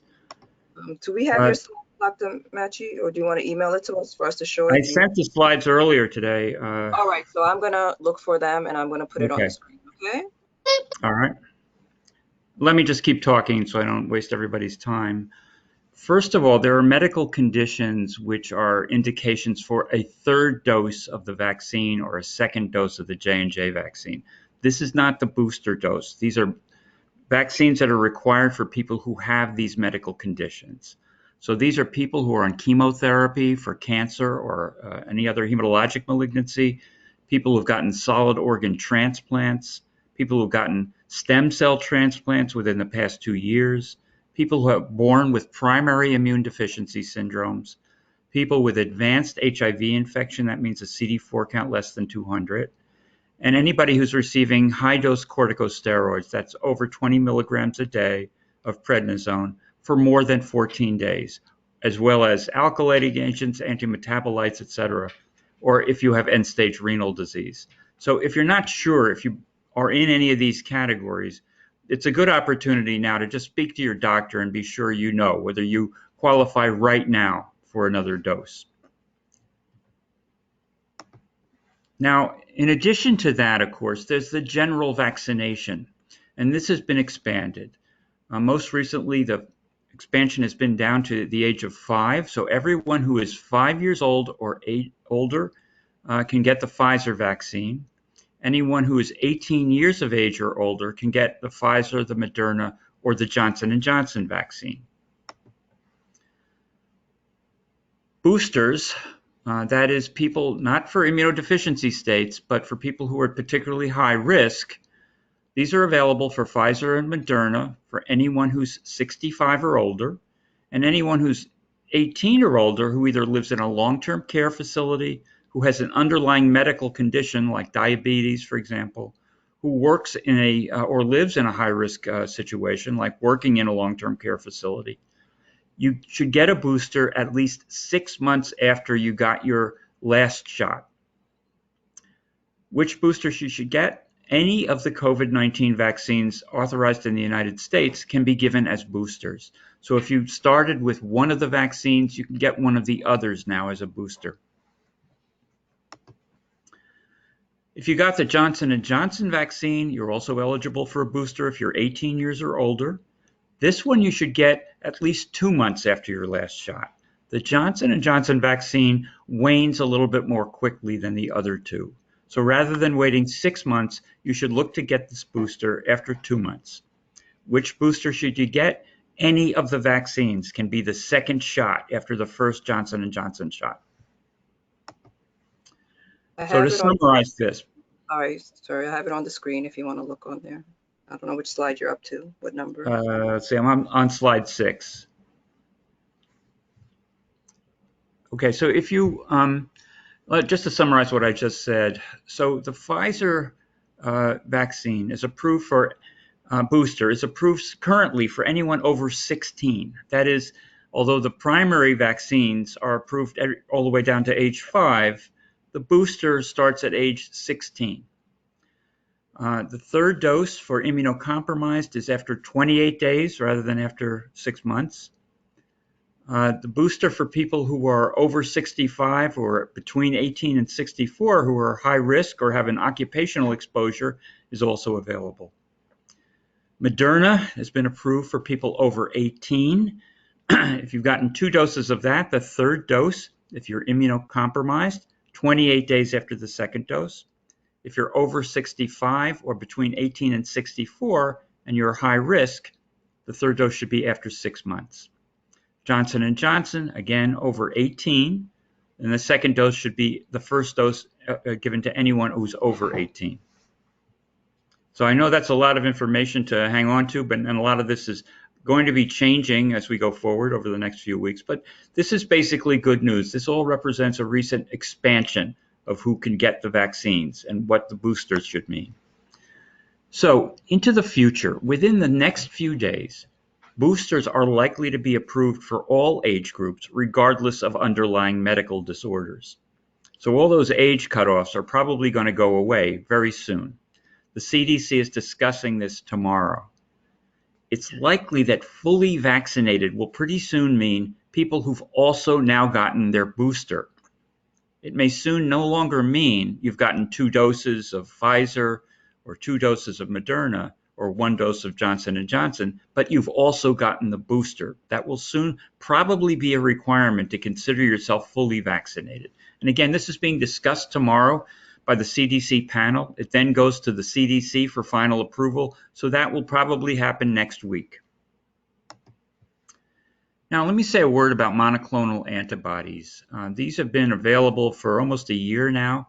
These are synthetic antibodies made in the laboratory that are produced to either restore or inhibit, restore or enhance immune system functions. The National Institutes of Health have elaborate treatment guidelines for these products, and I always refer everybody to the CDC website for this type of detailed information. But there are 3 preparations that are currently around for this. You see them here. This is on slide 9. They're either neutralizing antibodies or they are recombinant human messenger antibodies, and et cetera. What they do is they provide immediate defense within a few days, really, against the virus in people who have symptoms. So this is a way that people who are beginning to develop symptoms, not sick enough to be hospitalized, but beginning to develop symptoms, to get treated as outpatients. These are given as outpatients, but these are all intravenous preparations. So they were given at intravenous sites at hospitals, and Elmhurst has one of those sites. Now, what's going to pretty soon put the monoclonal antibodies out of business are these new antiviral treatments that are coming. These are also pending FDA approval. They're not quite available yet. There's one that's produced by Merck, that's molnupiravir. That is a cousin of an anti-influenza medication. It's given twice a day as 4 capsules. And in the studies that have been published, it reduced hospitalizations and death by 50% in people who were unvaccinated. Treatment has to start within 5 days of the beginning of symptoms. The other one, which is more promising than that, is Paxlovid, which is a protease inhibitor. It's combined with the HIV drug ritonavir. Again, this is oral treatment, again given for 5 days. And that has reduced deaths by nearly 90% in unvaccinated people. Pfizer has offered to distribute this medication to 95 low and middle income countries. President Biden has already tried to order a huge amount of that particular medication to be available as soon as it's approved. So these are really important developments. They're promising. We have never had anything like this before. So to summarize what's changing, an additional dose of all 3 COVID vaccines will likely be needed soon for a person to be considered fully immune. Medications that block replication of the virus will be approved soon for outpatients, those are the ones I just discussed. And monoclonal antibody is still available for some outpatients now, but will probably be gradually replaced by these medications. But this is very important. Despite these advances, vaccination is still critically important because it's the only way to produce lasting immunity to the virus. So these other measures, like the medications that block viral replication and the monoclonal antibodies, produce temporary improvement in symptoms, but they don't produce long-standing immunity to the virus. So the vaccines that we have, the 3 that we have now, will still be critically important. In New York, the level of people being vaccinated has risen recently, particularly thanks to the requirement that healthcare workers working in hospitals be vaccinated, that police be vaccinated, fire departments be vaccinated. But there are still communities in New York where the vaccination rates are too low. They're down in the 50% range. And that's something that we're continuing to work on through H&H and every other hospital system, as well as the Department of Health. So let me stop there, and I'll see if there are any questions.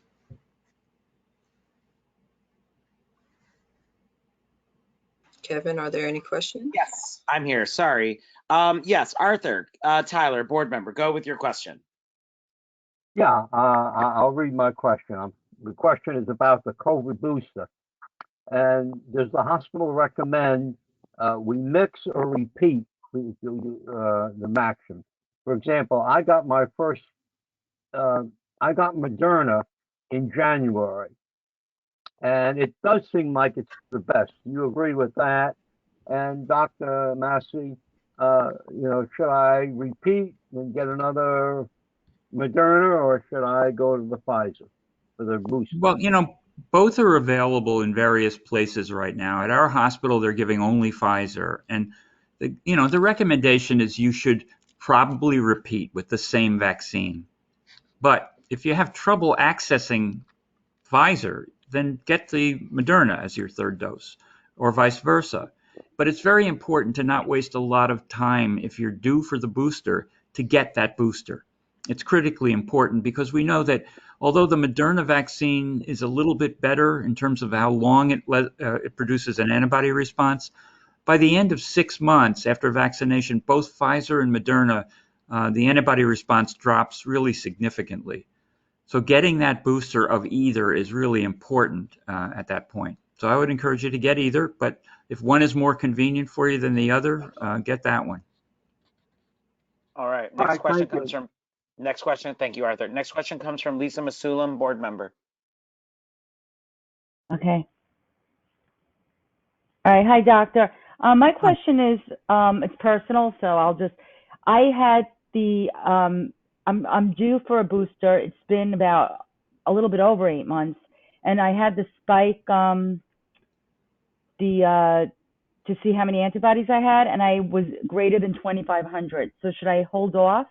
No, we really are not paying attention to antibody levels. We don't check them, and we discourage people from trying to check their own antibody because we don't really know how much protection a given antibody level gives.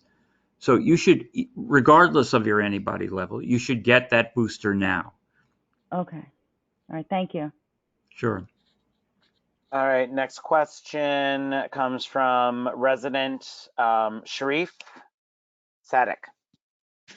Thank you. Thank you for pronouncing it correct. Yeah, I appreciate it. Third time's the charm. Third time's the charm. Thank you. I appreciate it. My question is, I've been hearing, I don't know if the rumors are right, that eventually the COVID vaccine is going to become something like a flu shot where you're going to take it seasonally once a year or whatever. Can you weigh in on that? Is that, do we have a sense of this is where it's going, or are we, are the 3 shots going to be it?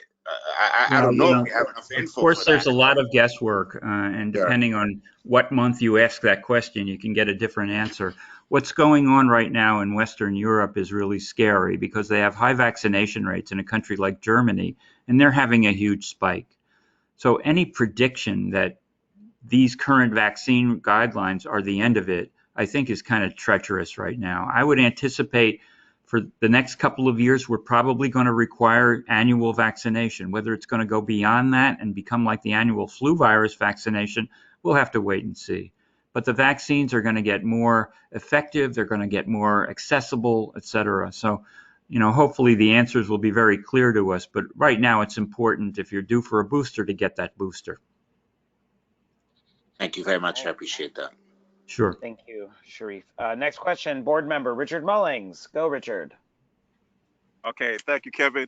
Dr. Massey, I have a question. I've been hearing the news about this COVID pill that came about. What is your feedback on this, and how effective is it compared to the other measures that you mentioned? Well, it's probably the Pfizer or the Merck pill that I mentioned.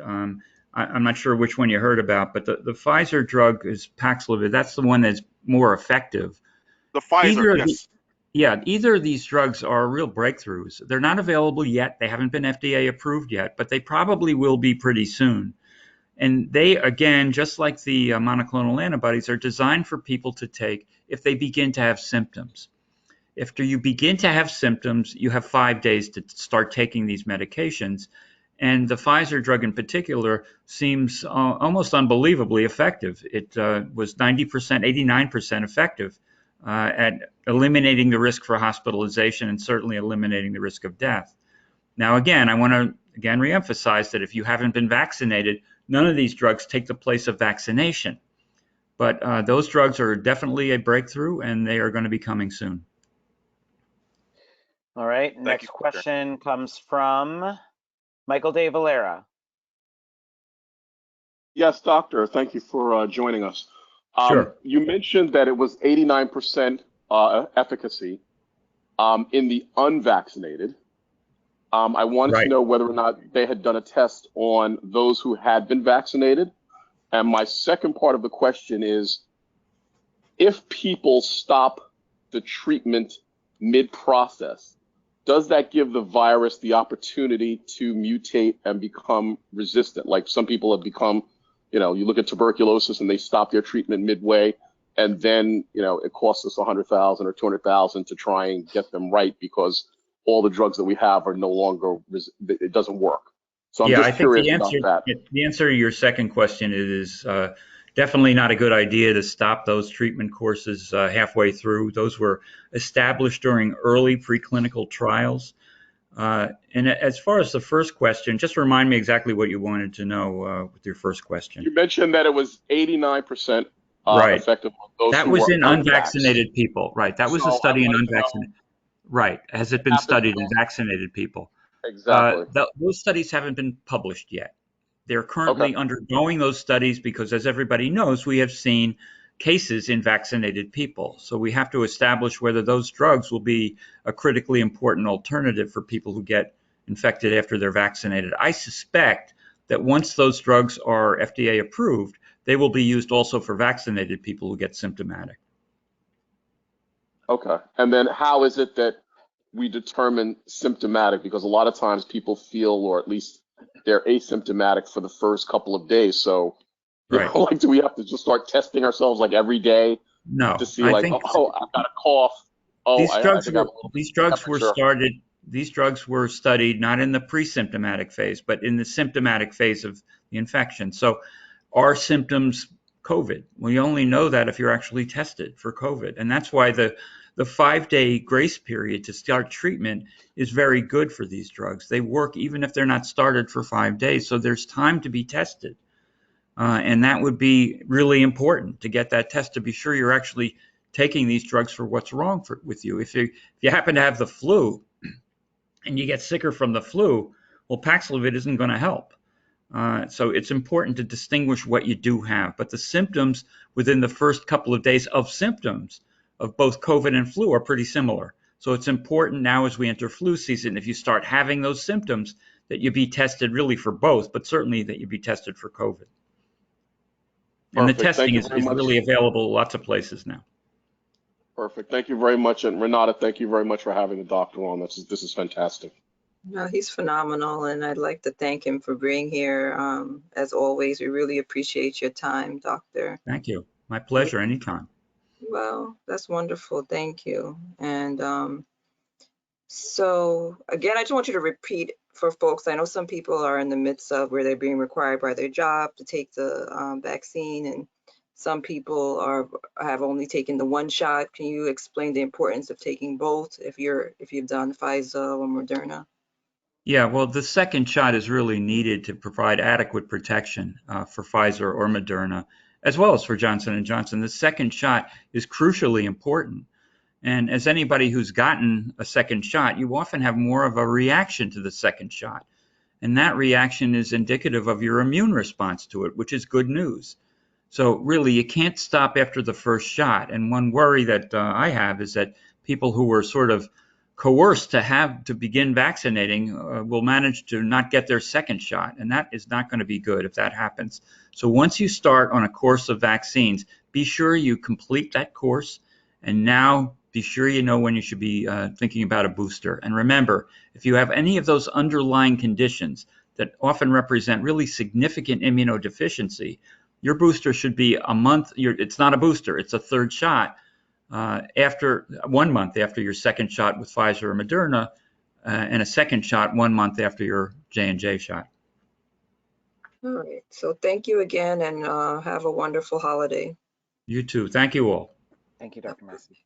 Bye-bye. Thank you, Kevin. All right, so everyone, so now we're entering our public hearings, and we have two public hearings. We have a land use, and we'll bring up our land use chair, followed by that. And remember, after the presentation, those in the public, you have the opportunity to ask questions, so you'll type your questions in the chat. And then we have another public hearing. It's a little shorter tonight, right? For Business Echo, and Edmund Rosenbaum is that chair. So, Mr. Wallace. Thank you, Renetta. Good evening, everyone. This evening, the Land Use Committee for public hearing has a ULURP application number C210189 ZMQ-CEQR 21 DCP 176Q. This is regarding 99-07 Astoria Boulevard, block 1379, lot 14 and 23, in East Elmhurst. This is an application to extend a commercial overlay on a property located within the R3-2 residential district. At this time, I'd like to call on Mr. Ron Mandel, who's representing, he's a land use attorney for Belkin, Burden, and Goldman, and also representing his client, which is 99-20 Realty Corporation, regarding this property and this application. Thank you. Thank you, Mr. Wallace. I was just made presenter. Can you see my screen? Yes, we can see your screen. Thank you. Perfect. Thank you. Hi, again, as Mr. Wallace said, my name is Ron Mandel. I'm a zoning attorney representing the property owner. With me tonight is Yusuf Aid and Umar, who are also on this call on behalf of the property owner, and Tommy Giannopoulos, the architect for the project. We're here tonight to discuss a proposed rezoning. As Mr. Wallace mentioned, it seeks to maintain the existing residential zoning district. It's a low density R32 district. On the screen is the zoning map bubbled with the subject area, and I'll get into it in more detail in a minute.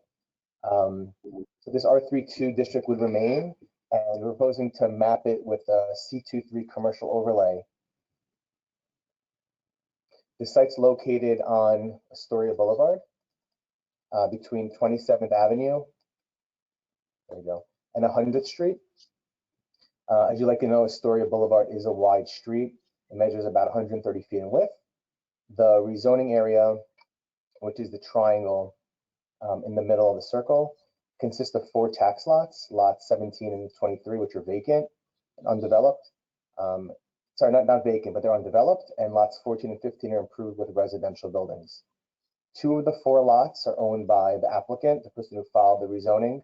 The other 2 are not owned by the applicant, and they're in common ownership. And the rezoning proposes to rezone the entire triangle block. The commercial overlay does not change the residential designation of the block, nor does it permit additional residential floor area or square footage. The existing residential uses could remain indefinitely. The proposed commercial overlay, like it sounds, is an overlay on top of the residential zoning district, so that all the owners have the flexibility to have a commercial, community facility, or residential use on their property, in addition to or instead of the residential use. Go to the next sheet. So this area map provides just some more details to what's going on the block and also in the surrounding area. The block has been located in R3 zoning district since the adoption of the zoning resolution in 1961. As you can see from the zoning map, the subject block, which is small, it's about 10,000 square feet in area, is surrounded by blocks that similarly are zoned residential and also have a commercial overlay. You can see the blocks to the south, to the west, to the east. To the west actually is a higher zoning district, an R6B, with a commercial overlay, and the same for the blocks to the south. And you can see from this drawing the 4 tax lots. So the area in black, just to clarify, the area in black, surrounded by the black dots, is the entire triangle block that's supposed to be rezoned, so that the commercial overlay has a nice continuous frontage along Astoria Boulevard. And the area that's detailed around in red is the applicant's property. The neighboring property is to the right of that. The yellow is what is an existing residential home, and the gray is a yard to that home.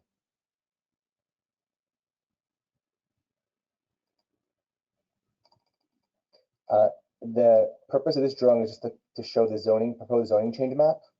On the left, you can see the triangle block, which is carved out of the commercial overlay along Astoria Boulevard. And then to the right, it shows how that commercial overlay is proposed to be dragged across, and a C23 is proposed to allow for local retail type uses. Again, the residential uses that are on the block could remain, on the block. And if a commercial use was proposed there, the maximum permitted commercial floor area is 1.0. So theoretically, if someone's building on the entire lot, you can cover the entire lot, one time with FAR of 1.0. The maximum building height cannot be modified. So today, the max building height is 35, whether you're doing residential or commercial use. That wouldn't change.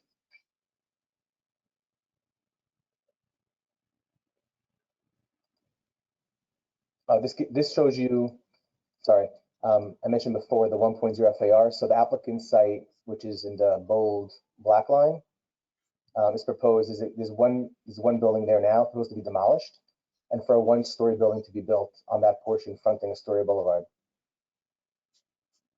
And I'll walk you through what it's going to look like in a minute along Astoria Boulevard. But these are illustrative floor plans of what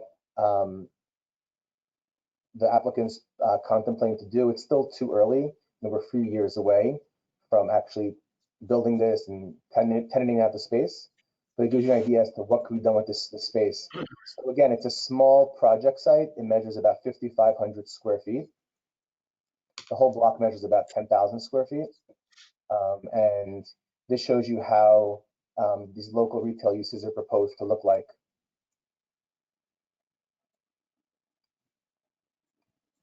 So you can see there's 3 stores potentially. The thought was that smaller stores would be more successful here. It would be more appealing to the neighborhood also. And you can see the range in size from about 1,700 square feet to about 2,014 square feet. And again, the kind of uses are potentially, florists, bicycle repair shops, a cafe, things that appeal more to a local community, local feel. Here's a rendering that was prepared, again, illustrative rendering of what it would look like along Astoria Boulevard. The objective was to put any openings, and I mean, clearly it would be more successful if openings were along Astoria Boulevard, not along the side street. But the main frontage is along Astoria Boulevard. And I'm glad to address, and I'll go through some other illustrative images to address some other questions. Before I do that, there were some questions and comments raised at the Land Use Committee meeting. We appeared twice before the Land Use Committee. And so some things were brought up. I can address it up front now. And again, if any detailed questions come up regarding these issues, we can obviously address those further. But importantly to note that the sidewalk along 27th Avenue is proposed to be widened by 5 feet. There was a comment made that the sidewalk is narrow. The applicant actually has required to widen the sidewalk. So that's proposed along 27th Avenue. In addition, the Department of City Planning did review an environmental assessment statement as part of the applicant's submission. And they made a determination that the proposed action will not have a significant adverse impact on the environment. I think it's important to know that.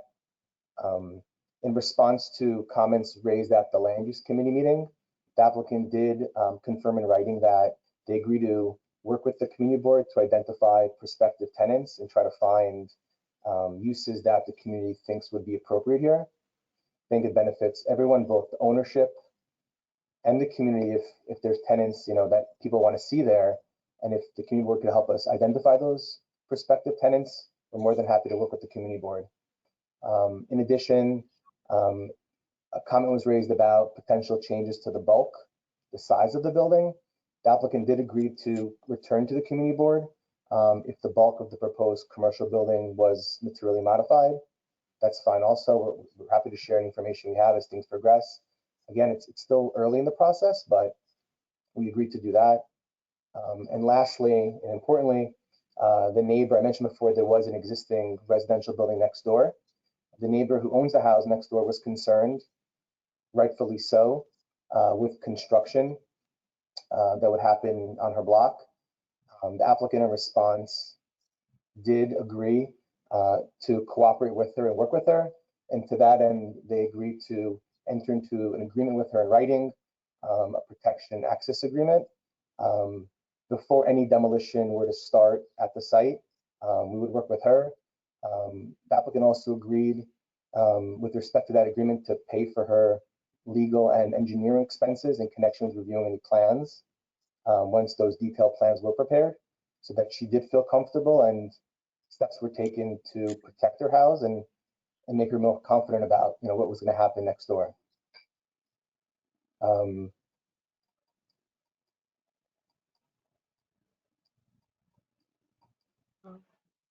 In conclusion, this was shared at the last meeting as well. In conclusion, we do respectfully believe that the proposal is modest. It is in furtherance of the land use patterns along Astoria Boulevard and the land use rationale along this busy commercial corridor. And it will facilitate commercial uses that will serve the neighborhood along this busy thoroughfare. And with that, I'm happy to address any questions or comments that anyone on the board may have, or the public. There is only one question in the chat. I will call upon Karen Cummings, followed by Frank Taylor. Go ahead, Karen. Hi. Well, I have a concern when it was mentioned that he I'm not sure. I couldn't remember who said it wouldn't have an impact on the community. Was that someone just walking around and looking, or did they actually go and speak to the neighbors like I spoke to the neighbors? And they are definitely feeling like this would have a negative impact on the community, or not. Well, this little particular area that this facility is being built. And we're more concerned with the back of the building, as this neighborhood is prone to dumping.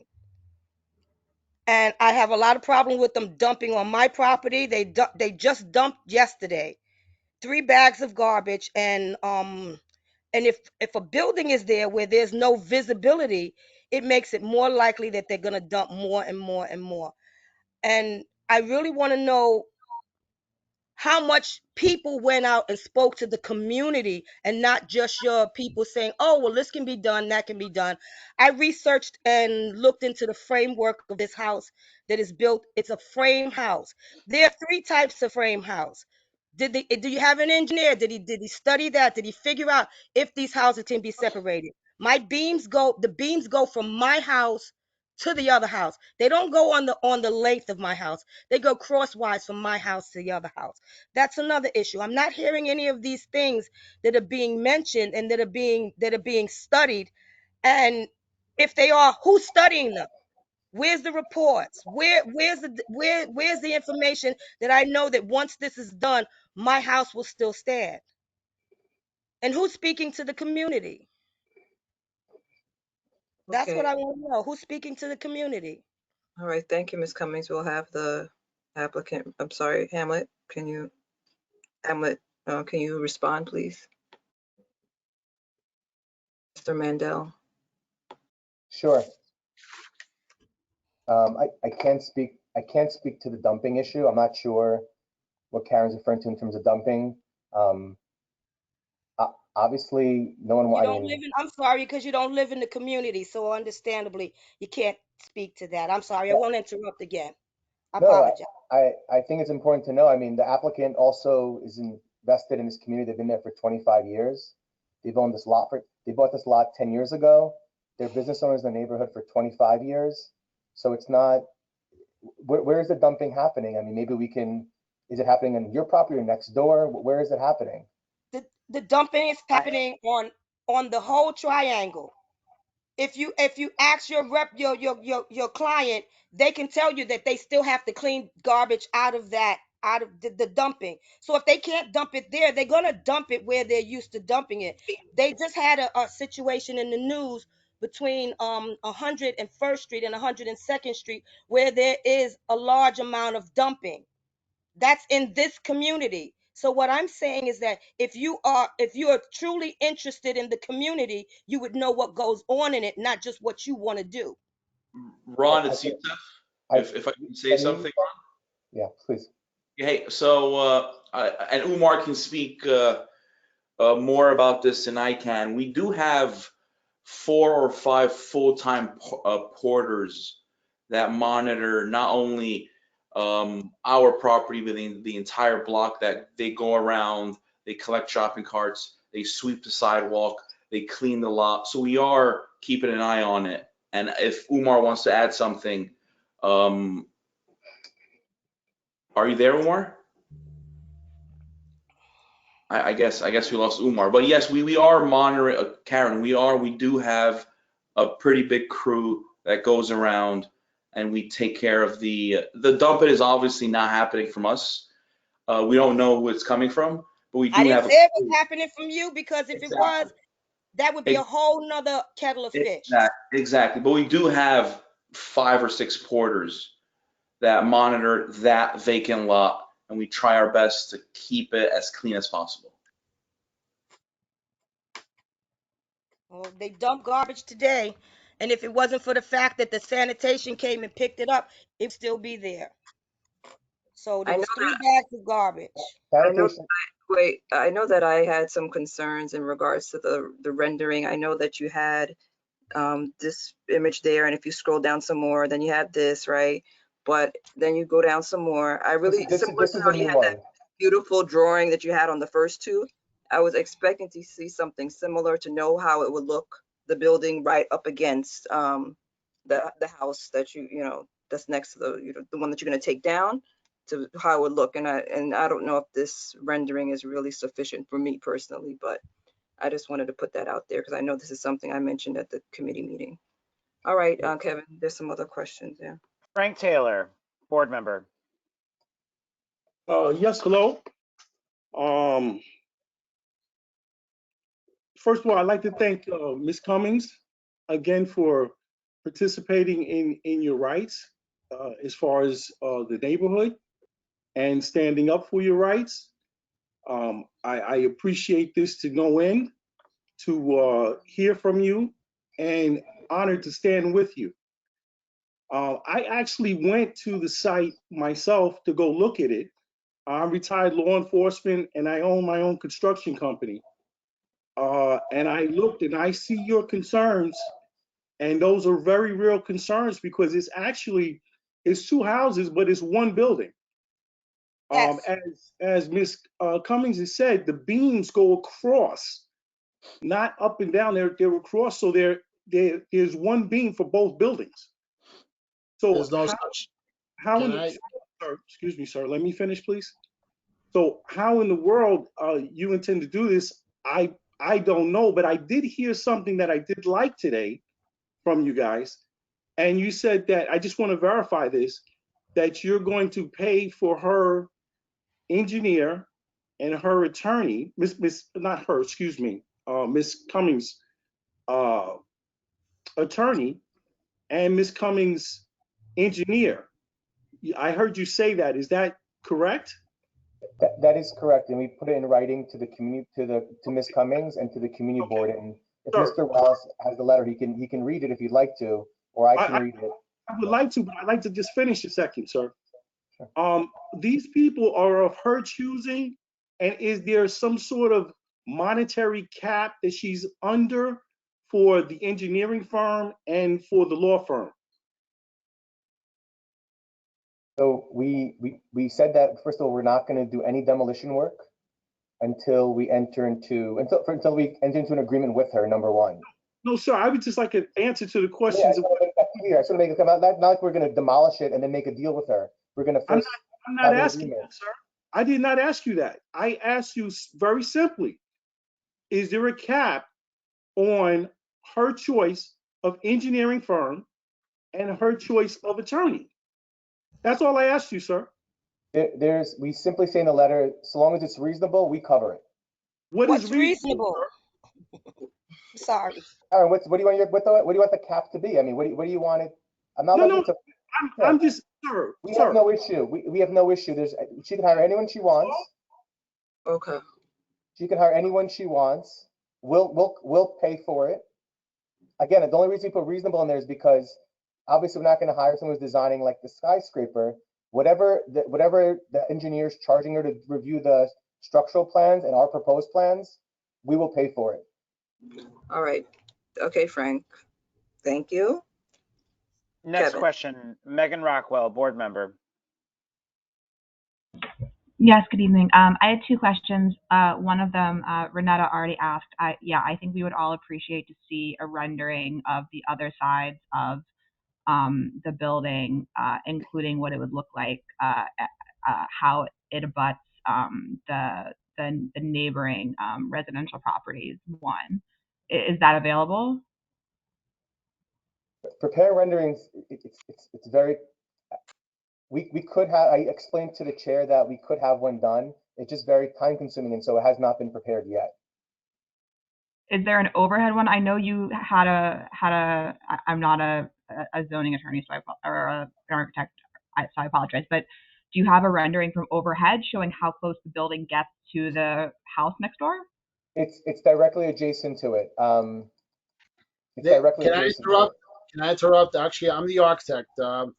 There's going to be a separation no matter what. I mean, there's no way, even when we go back to construct the new building, there's going to have to be a separation between the two buildings for seismic reasons. So the higher the building goes, the more separation you have. So in this type of case, you're going to have at least a couple inches of separation between the two buildings. Okay, so I saw on Google Street View that the house right there right now has windows along that side. So those windows are going to be, they're going to lose their like light access to light. Those are our windows. So if you go on Google, you'll see on Google that those windows are our buildings. There's two buildings. I'll pull it up. There's two buildings that are attached to each other. Our client owns one of the two buildings. So there's no windows facing. Once our building is demolished, the neighbor doesn't have any windows facing our lot.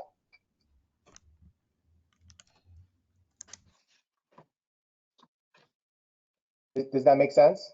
Yes. Okay. And then my next question. I'm sorry. Go ahead. So then my second question is, if you don't get this,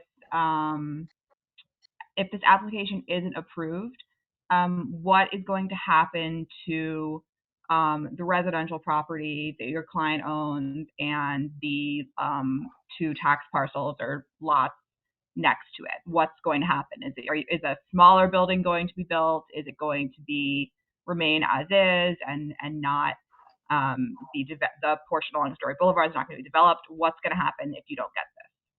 Sure. So currently, first of all, it's been vacant for at least 10 years.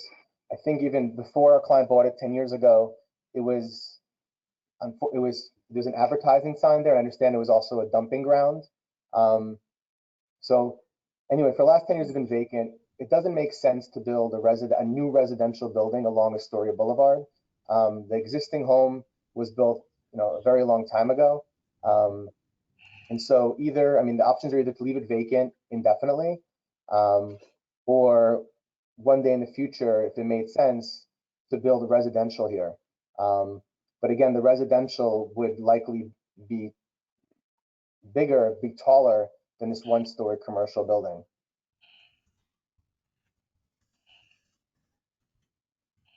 All right, moving on. Next question comes from Ann Brown, board member. Hi, thanks, Kevin. My question is, I hear the gentleman saying that, this is in the early stages, and if there's any modification to the plans, they will come back to Community Board 3. So my question is, since it is in the early stages, are these the actual plans that's going to be submitted? Or is there a possibility that these plans will change before submission? Because as you guys know, we almost got burned on Northern Boulevard. How many times they came and said what they were going to build on Northern Boulevard, and that didn't come to fruition. So is this the actual plans? Because you said this is early stages, and if there's any modification, you'll come back to Community Board 3. So what are the actual plans? So these are the plans that the applicant would like to develop, this one-story retail building. There's really, if this project were approved, there's really not many options in terms of what could be built. FAR is 1.0. And so if you're building on an entire lot, all you could do is 1 story above grade. So there really isn't much flexibility. There are some rezonings, particularly in Queens, where applicants could propose a certain zoning district, and then you could play with the floor area. In this case, you can't do that. It's either R32 residential zoning district, which is what's there now, or commercial with FAR 1.0. So this is the plan. This is what practically would work here. Again, this is Astoria Boulevard. The hope is to put these small mom and pop type stores. This is what the applicant believes is feasible economically. And I personally think it would improve the street front, which is now just mostly a vacant lot. The reason why I said it was early on in the process is because this ULURP process takes a while, and then also it's COVID now, so there's some uncertainty in terms of when the project would start. The DOB approval process takes at least a year, and so that's why I said it's still early in the process. So detailed Department of Buildings drawings haven't been prepared yet. That also takes time before we file with DOB. So even once this is hopefully approved, we're still likely at least 2 years away at the earliest before anything could start.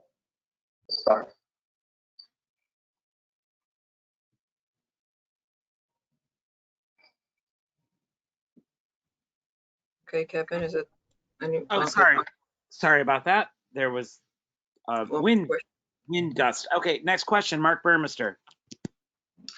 Thanks, Kevin. So it definitely seems reasonable to me to have commercial zoning street front to Astoria Boulevard, but I'm also sympathetic to Ms. Cummings' concerns, especially having construction literally not even next door, like adjacent or touching almost the house. So I'm wondering if the applicant would also consider some sort of stipulation to make sure that the construction process, like all that noise and commotion and nuisance, would be like as short a time frame as possible to reduce any sort of inconvenience and literal headaches for Ms. Cummings. Yusuf represents the property owner. Yusuf, we want to address that?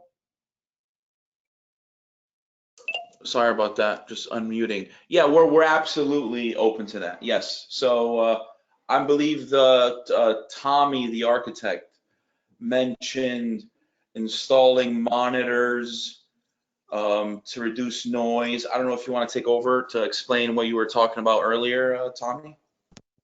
Well, I mean, basically in this type of case, I mean, if we're actually going to be removing part of the existing building that touches another building, we do actually monitor the vibration. We also do any type of movements.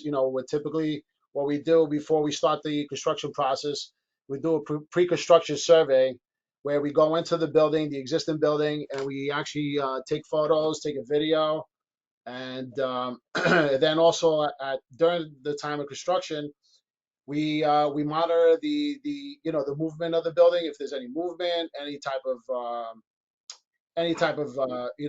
damages to the building, all that would be monitored at the time of the construction. And how long would you expect construction to take? And would you consider like adding an item to the stipulation to keep the construction within that window?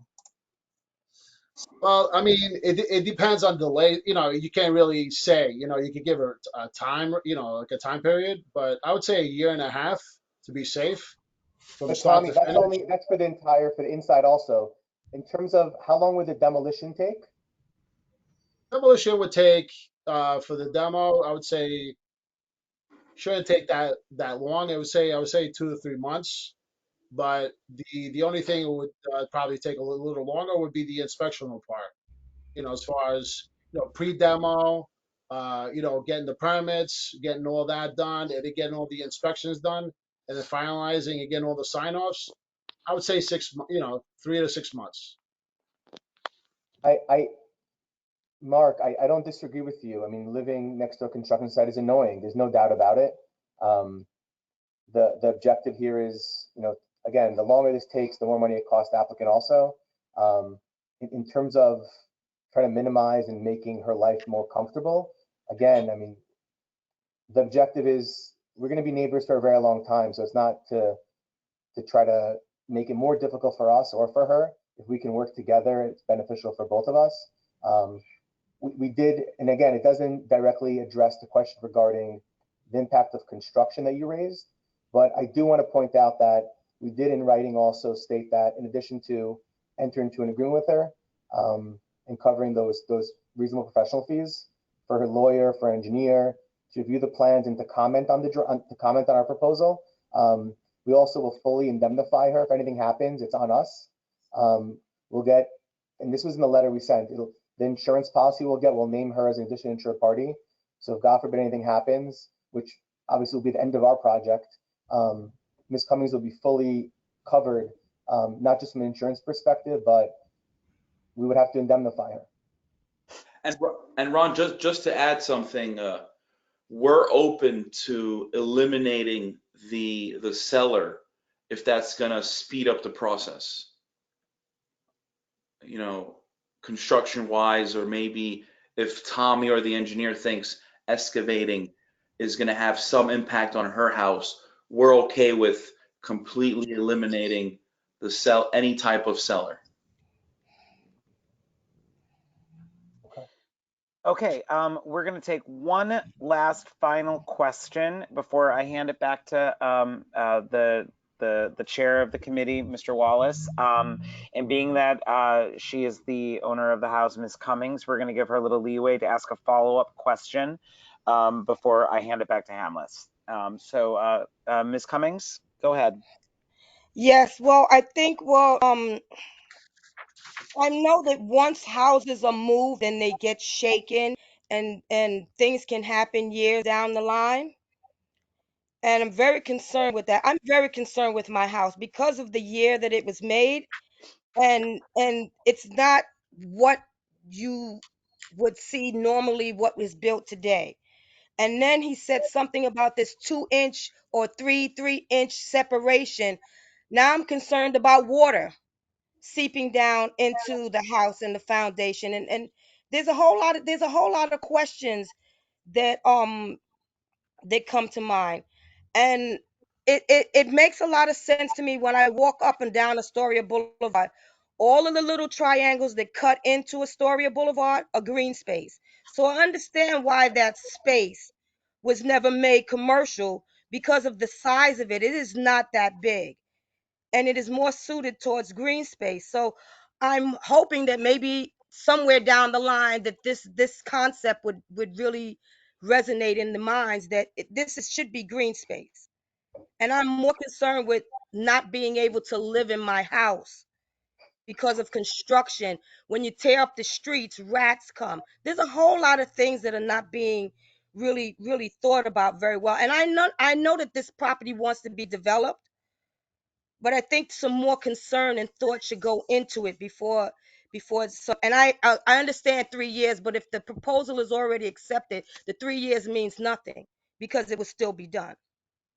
So I hope that everybody takes a little more time and thought into what they're asking. Look at the community, look at the alleyway that building would block off, where they have enough people blocking and dumping in that alleyway. There's a lot of things. Talk to the people in the community that this is directly going to affect. And I understand the property needs to be developed. Maybe you can find something else to develop the property with. Thank you, Ms. Cummings. Hamlet? Yes, my question obviously was regarding the cellar area, obviously, in terms of the depth. And right now, Ms. Cummings, that your building has a cellar in it, correct? Yes, it has a basement. Okay. So if there was a new cellar that's, even though you're saying that, Ron, that you're saying that there may be a change in approach to that in terms of eliminating the cellar, that would address significant amount of impact on Mrs. Cummings' house because of the fact that you know, if the new cellar was lower than Miss Cummings' basement or cellar, that would have an impact in terms of you know, requirement for underpinning or support if the new cellar went below the level of the existing cellar, and there would be probably some possible water conditions. But I mean, if you're changing that approach, then that would be eliminated. I agree with you. I also think that, yes, I agree with you, Mr. Wallace. But however, I don't know where you would the stores would have any storage areas for the purposes of storage. They're depending on what kind of businesses that you're considering. What we've done before, Mr. Wallace, if I could respond to you, and maybe this could be a solution too. What we've done before was cases like this. Sometimes what we do is we step the cellar. That means so up to the level where, say, Mrs. Cummings, her cellar is, we step it away, say, you know, whatever, say 5 to 10 feet. We step it away at that level, and then from there on, if we need to go lower, we could actually do a mat footing that connects and steps down, you know, and then becomes whatever the height, whatever the requirement is, whatever they want in the cellar, and that protects Miss Cummings and it protects the property owner, you know, the developer. Right. Well, that's a good idea. I think also the things that Ms. Cummings brought up are valid concerns. Again, I mean, there are probably rodents there now if people are dumping there. But if we could build into that agreement that would be entered into before any demolition work is done, we could build into that Youssef would be responsible for having, you know, rodent control, pest control at his expense during the entire project. So that could be built into the agreement as well. She concerns about shaking the building. The code doesn't allow her building to get shaken. I mean, there's code requirements that have to be adhered to, or this project gets stopped. Tommy pointed out before that we would put sensors on her building. So again, that can monitor any potential vibration. So, and it would pick up any disturbance if there was any disturbance. So the shaking issue, again, it's not permitted by code, and we'll put those sensors on. The rodent issue could be minimized to some extent if the applicant takes on the responsibility at their expense, you know, to have that rodent and pest control in place. With respect to that water issue with that seismic gap, I mean, Tommy is better suited to answer that question, but in my experience, it's not like there's a 2 to 3 inch gap between buildings. That would be crazy because water would get in. You still have to seal up that area so that water that you put like you waterproof that space between the buildings so water doesn't get in. And Tommy, if you can please just address that. Yeah, I mean, we typically when we build against buildings like that, we typically first of all we come up with a detail not only to waterproof it but also to insulate it. So basically, that gap is going to be filled with probably most likely rigid insulation going all the way up to the first floor or the height of the building, and then above that where it connects with the existing building, which is Mrs. Cummings' building, we would actually provide a detail to waterproof that perimeter, that along that edge of the building. Hey, Tommy, have you been in the basement of the property owner's building? Have you been in that basement to see what kind of wall is down there? Is it Miss brick or is Cummings? it concrete? Yeah. You're talking No, about Miss not Cummings? Mrs. No, I haven't Cummings' seen it. building, I haven't but been there. the other building. I just wanted to interject. I'm sorry about the shaking. When trucks roll down Astoria Boulevard, my house shakes. So if trucks can roll down the street and my house shakes, it rattles. You know, I don't understand how you figure that construction is not going to rattle my house at all. Yeah, Okay. like Ron said, you basically you have requirements by code, and not only that, we can monitor the shaking. If there's any shaking going on, and anything going on, there's going to be monitors that are going to be attached to your house, and we basically we can monitor every, you know, during the construction we can monitor everything. All Yeah, right. but well, the So, monitoring means okay, what? Ms. I don't Muhammad, understand the monitoring. As far as any type of movement or any type of cracking or the slightest movement, it'll show it on the monitor. I'll show everything. all right, Hamlet, we're ready to Okay, move on. okay, move on. Yes. Okay, are there any, so we're going to conclude this session, and remaining of it, we'll take it up in executive session. Thank you, everyone, for participation, and the executive session will address the voting procedure. Yes. Mr. So Wallace, can I also add something? no. We've closed off at this moment. Okay. Okay, no problem. I just want to let board members, we still need you to stay on because we still have to vote in executive session. So this is just a reminder. All right, Mr. Rosenbaum. Okay, I am here.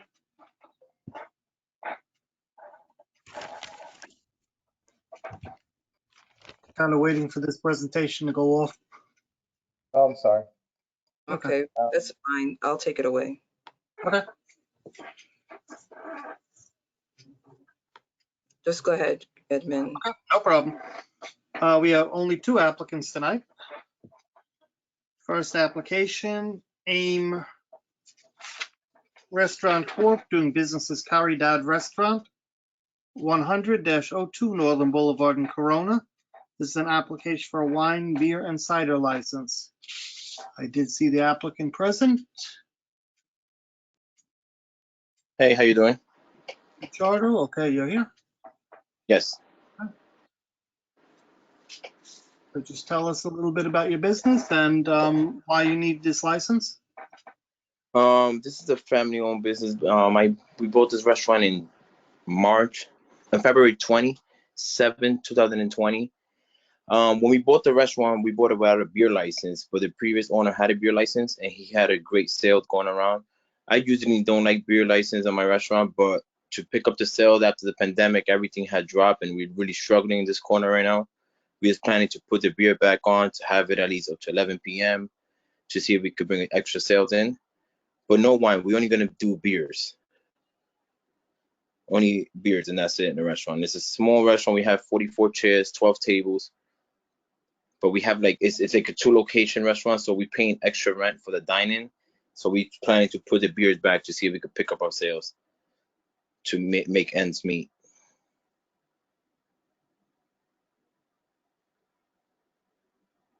Hello?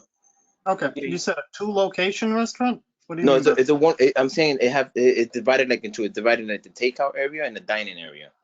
Oh, okay. Yeah. Okay.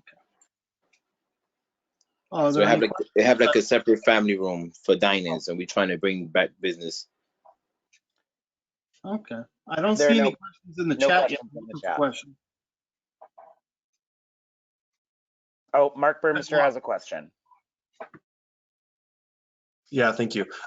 So just to clarify with the applicant, so you're saying that having this license is what you feel like you need in order to continue running a stable business, continue keeping people employed in the community, is that right? Correct. Great, thank you very much. Okay. Is there anyone else? We'll give you 30 seconds.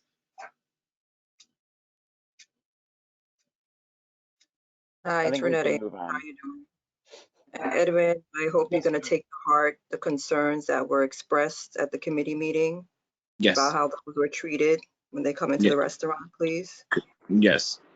And it's not only from one person, but I've heard it from multiple people. Yeah, I've been on top of that, and I've been on top of my managers also on that. What was the comment, Renata?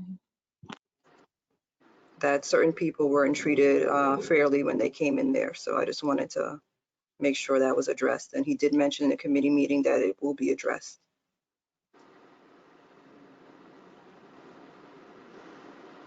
Okay, does anyone else have anything to add?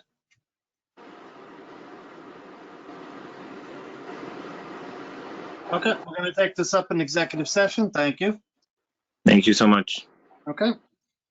Next applicant, Peachy's Bar Restaurant Corp., doing business as Calypso Bar Restaurant, 8015 Northern Boulevard in Jackson Heights. It's an application for a full liquor license.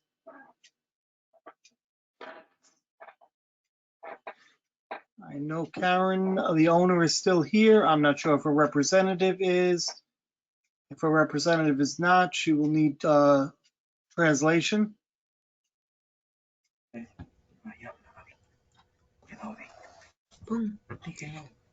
Hello. Good evening. Hello. Good. Jairo is there. Can Jairo translate for us? I can help you out. Thank you, Jairo.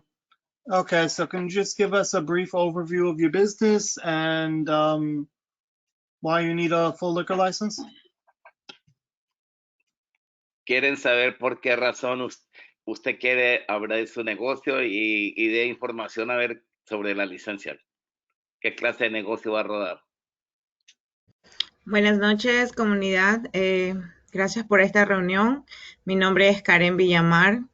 Soy la dueña de Bar Restaurant Peaches Bar, ubicado en Norton Boulevard, 8015 de Norton Boulevard. Mi comida es comida italiana. Yo estoy interesada en obtener la licencia para poder dar un mejor servicio a la comunidad. Y estoy súper comprometida en respetar la calidad de vida de nuestros vecinos más cercanos y poder brindar la mejor experiencia de calidad para comunidad y patrocinadores. Okay, Jairo, you got all of that? Okay. The intention is to serve the community, to present my food to the people that come over. That is going to be very good. I'm trying to be honest with the whole people of the area, to be clear in the business. It's nothing illegal that is going to be run, and that's what I should say.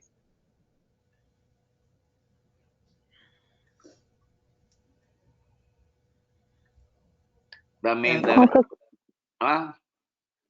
Sorry, I was going to actually also explain that her restaurant serves Italian food, right? Just in case if anyone was wondering. I don't get it. I don't get it. What you say? Yeah, she serves Italian food. Yes. Yes. Anyone have any questions?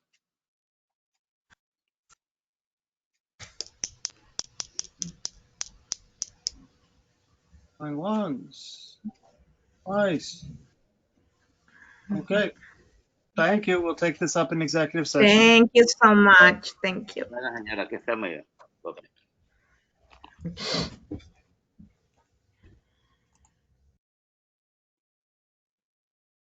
So that's it, Mr. Edmund? Yeah, this was fast. Yeah. Everyone, as you can see, as you know, we normally have a lot more businesses that are here in front of us, but thankfully, we're moving into executive session. As you know, we open up executive session with the Pledge of Allegiance. So, Mr. Kevin. All right. Give me one moment. Let's share the screen.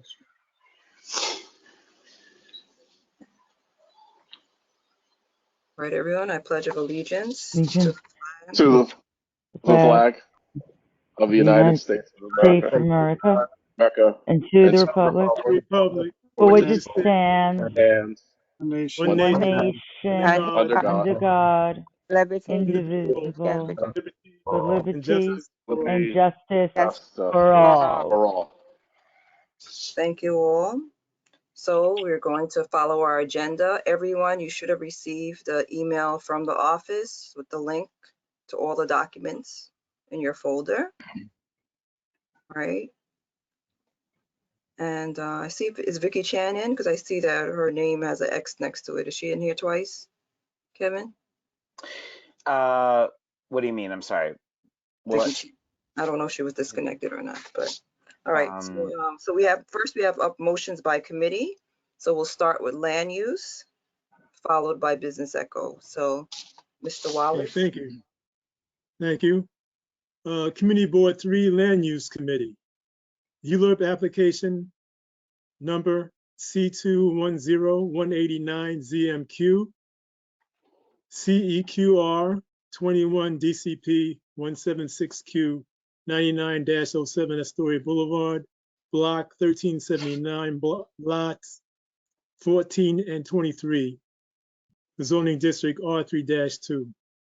In the matter of an application regarding 99-07 Astoria Boulevard, East Elmhurst, New York, 99-20 Realty Corporation, the owner of the development site, seeks a zoning map amendment from a R3-2 zoning district to R3-2/C2-3 zoning district to extend a C2-3 commercial overlay proposed action district over the property located at 9907 Astoria Boulevard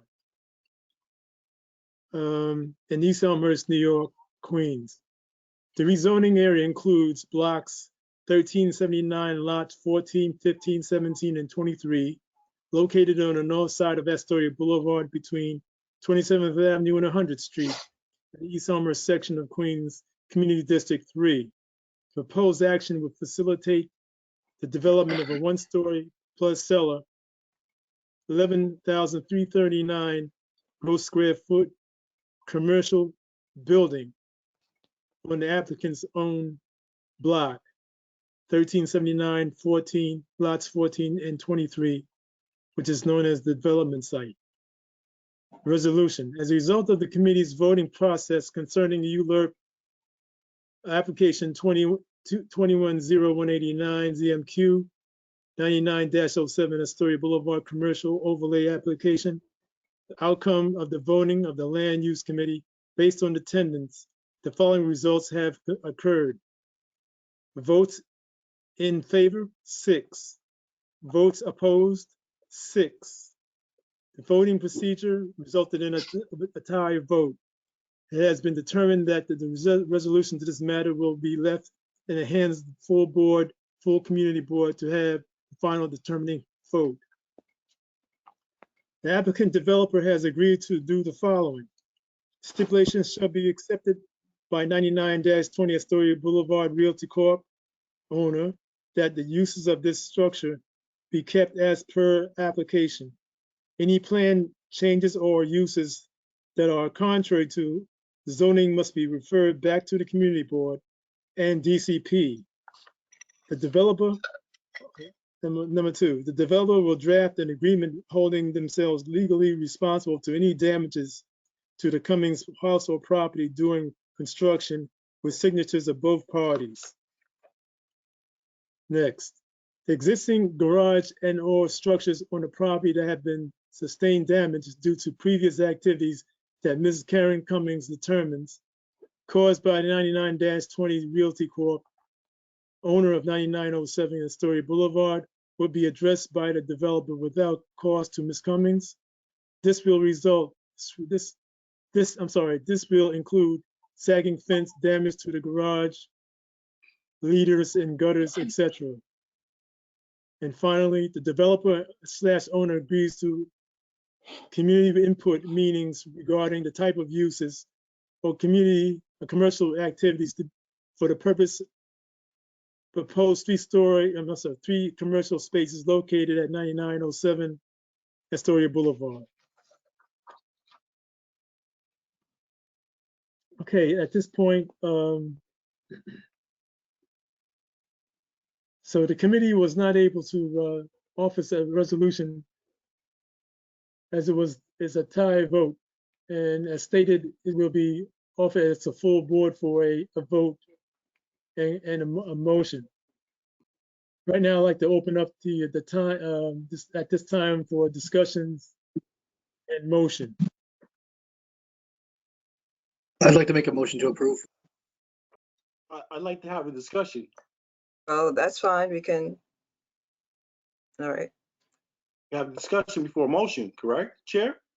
No, he made the motion. He made the motion. You have a discussion. Go ahead, Frank. We're having a discussion now, Frank. So he'll call on folks. Go ahead. Okay. My question is this: were those stipulations met, or were they said they were going to do this in the future? The stipulations that you read off there, Chair Hamlet, Wallace. Were they signed? Were they done? Was Ms. Cummings' signature there? What was actually done with those stipulations, sir? Thank you, Frank. There was a letter that was addressed to Mrs. Cummings. Can I call on? No, call on who? Ms. Reed? No. No. Call on Ron for. No, we are in executive session. Absolutely not. Okay, well, we received a letter and also emails indicating that their commitment with addressing this matter. What we wrote, and I have a copy of it, but I didn't see it in the documents that were. No, we received a letter at the office from Mr. Mandel addressed to Mrs. Cummings, Frank. Okay. Thank you. Megan Rockwell has a question. I'm sorry, Brenda, you were breaking up. I'm sorry, next question. Megan Rockwell, go ahead. Yeah, hi. I was just wondering, so it sounds like we don't have a copy of the agreement that's going to be entered into between the developer and Ms. Cummings? I have a letter that they're with the stipulations that they're willing to do. We do not have an agreement or anything signed between two parties. That's between the two of them. Okay. Is the developer paying for her legal costs in negotiating that letter? Or negotiating that agreement that's forthcoming? Hamlet, can you repeat what was told to us by Mr. Mandel in regards to payment? Yeah, legal expenses and engineering would be addressed by the developer in behalf of Miss Cummings, simply said. Including with respect to entering into the agreement where they were agreeing to take on certain costs. That's what I understand. Okay. They said reasonable. They didn't say a cost to it though.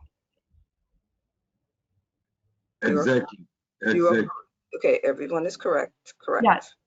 So my last question in that regard is just do you know if there were any conversations in the course of this negotiation that would suggest that the developer was interested in purchasing Ms. Cummings' property as well? No, that has no indication of that interest in purchasing her property. They're just interested in their own portion of the portion of that. So on their ownership of that. I can't say semi-detached building portion that's on their property that they own. They're not interested in purchasing Mrs. Cummings' address or her building, which is 99-18 27th Avenue. Okay, so if in the But we have no indication that Ms. Cummings wants to sell either. I understand. I understand that. No, I just said, Frank, I just said that they're not interested in selling and buying Mrs. Cummings' building. I mean, that's understanding at this point in time. I don't know what's in terms of the future, but the only thing they're interested in is what they own. Right, but my question, just the end of my question is, what happens if in the course of demolition or construction they do such damage to her building, as someone was saying, there's like one beam holding up, there's a beam connecting her portion of the semi-detached house to the other semi-detached house. What happens if they cause such damage to her structure, to her house, that it becomes uninhabitable? Like, is that, are they indemnifying her to that full extent? Is there going to be like an appraisal at the beginning of the process, and that they're going to like pay her like market value for it, like pre,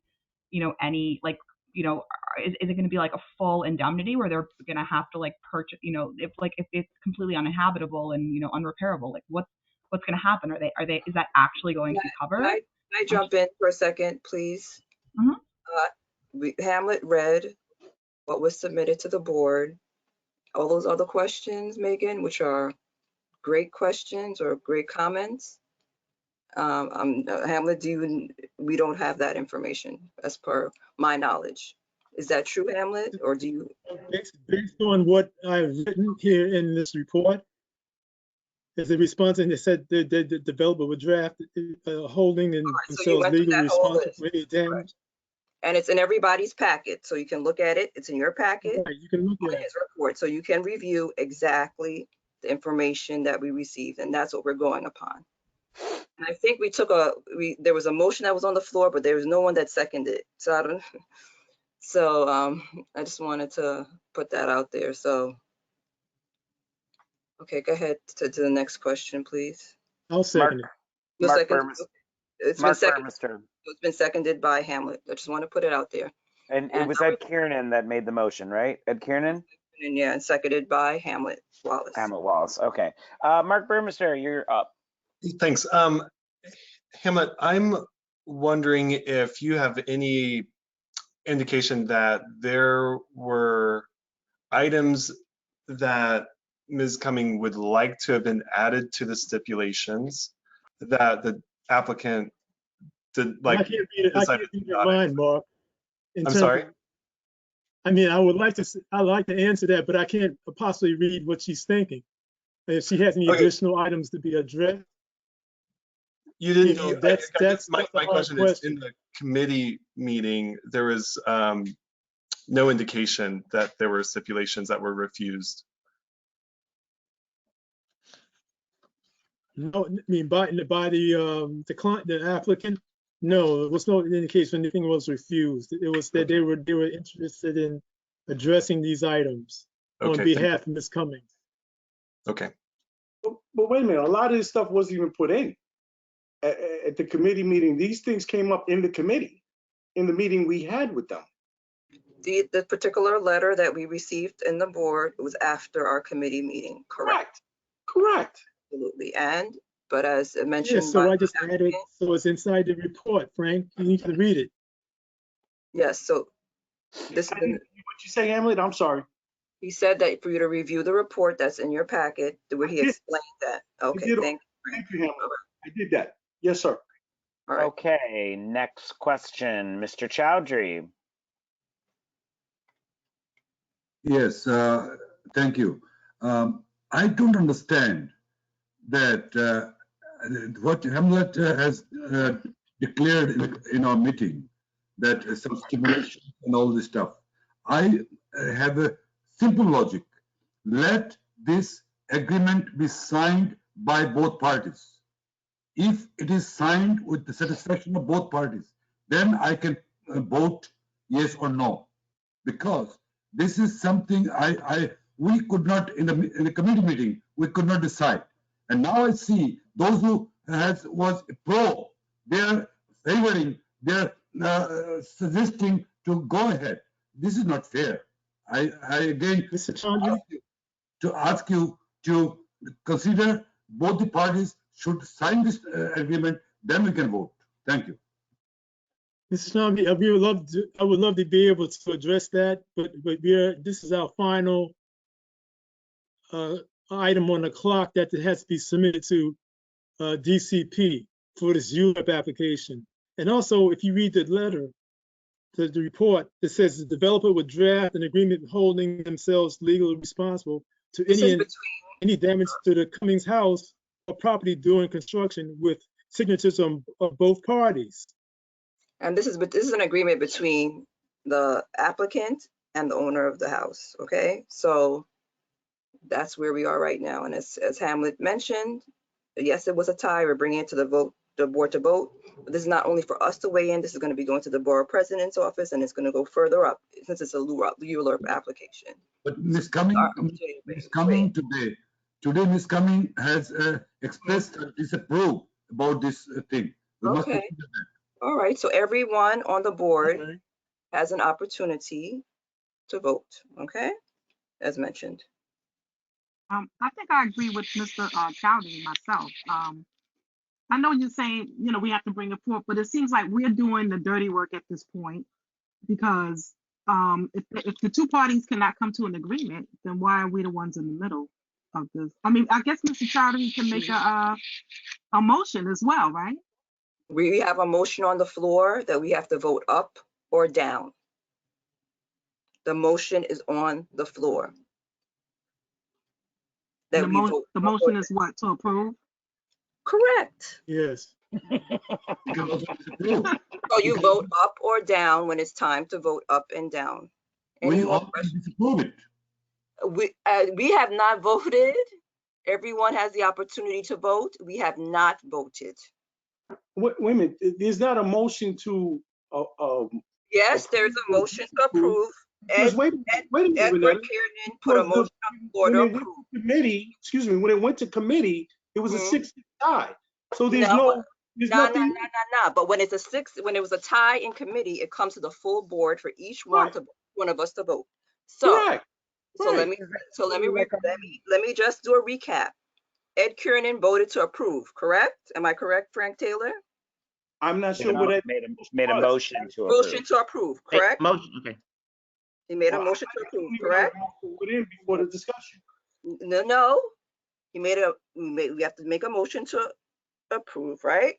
Then it was seconded by Hamlet, and then we went into discussion. After we started. We're in the process of discussion right now. Do we have any more questions?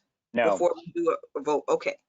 I put a motion to disapprove. No, we are not doing that, Mr. Chowdhury. We're going to follow. We're going to vote now on the motion that's on the floor. Okay? Okay. Mr. Wallace? Anything to say, Chair Wallace? You have to read the motion first before you start Okay. He read the motion. He read the whole motion. You were there at the meeting as one of the committee members, correct? Isn't that correct, David? All right. I'm sorry I missed that. Can you repeat? Okay. I'm saying the motion has to be read before they start voting. What is the recommending the committee? The committee, this is what happened. And I'm just going to say it one more time. The committee met, right? It was the tie votes. And as far as our policy, since it was a tie vote, we had to bring it to the full board. We called for a motion. Mr. Ed Kiernan said he put a motion on the floor to approve the fact that they want to overlay, right? Commercial overlay. Everybody's very well known what they do, and then let's stop voting now. Okay. Mr. Hughes. So I have to be called the question. Okay. Call Mr. the question. Wallace. Call the question. Okay. Question is 9907 Astoria Boulevard, block 1379, lots 14 and 23, East Elmhurst. An application is to extend a commercial overlay on a property located within the R3-2 district. A motion was made by. The motion to approve, and the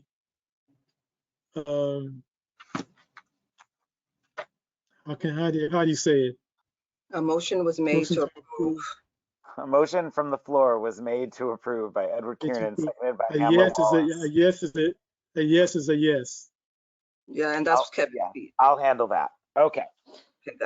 Motion number 1, land use. ULURP number C210189ZMQ-CEQR21DCP176Q for 9907 Astoria Boulevard, block 1379, lots 14 and 23, East Elmhurst, Queens.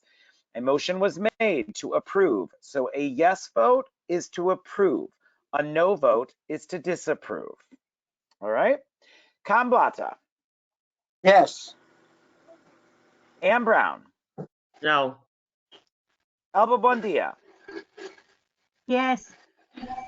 Mark Burmester, Yes. Vicky Chan, No. Mr. Chowdhury, No. Heiko Cornelissen, Shiv Das, Sonia Davis Roberts, No. Michael De Valera, Yes. Vivian Dock, No. Margaret Dossier, No. Renetta English, No. Mr. Gandhi. Is Mr. Gandhi still with us? Wait, Yeah. Mr. Gandhi, unmute yourself or type it in the chat. He's on mute. He's on mute, Kevin. Can somebody unmute Mr. Gandhi? House? He can unmute himself. Come back to Mr. Gandhi. Go ahead. All right, I'll come back to Mr. Gandhi. Mr. Gideon. No. Pastor Peter Haran. No.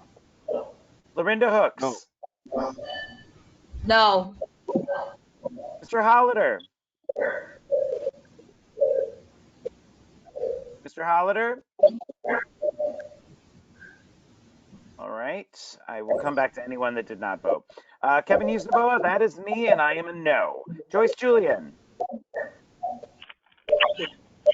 Edward Kiernan. Yes. Stephen Kolenik. No. Marta Lebreton. No. Lisa Masulam. No. Ralph Moreno. Not Richard here. Mullings. Oh, he left. Mark Munoz. Veronica Ing. Laverne Nimmons. Here. Nuala Doherty. Yes. Ladisla Perez. Not here. Dorothy Phelan. No. Megan Rockwell. No. Astro Rodriguez. Not here. Jairo Rodriguez. No. Leoncio Romero. Yes. Tammy Rose. Not here. Oh, she will. Evan Rosenbaum. No. David Rosero. Yes. I said yes. Batsang Salaka. Not here today. Don Sif. Jimmy Smith. Fahad Solomon. No. Marlene Tapper. Marlene? Guess you can't hear us. Frank Taylor. No. Arthur Tyler. No. Chanel Thomas Henry. Yes. Hamlet Wallace. Yes. Toy Washington Simon. Edwin Wesley. He's not here today. Okay, did we get a Mr. Gandhi back? Mr. Gandhi, were you able to unmute yourself and give me a thumbs up or a thumbs down? That's a thumbs up? Oh gosh. Yeah.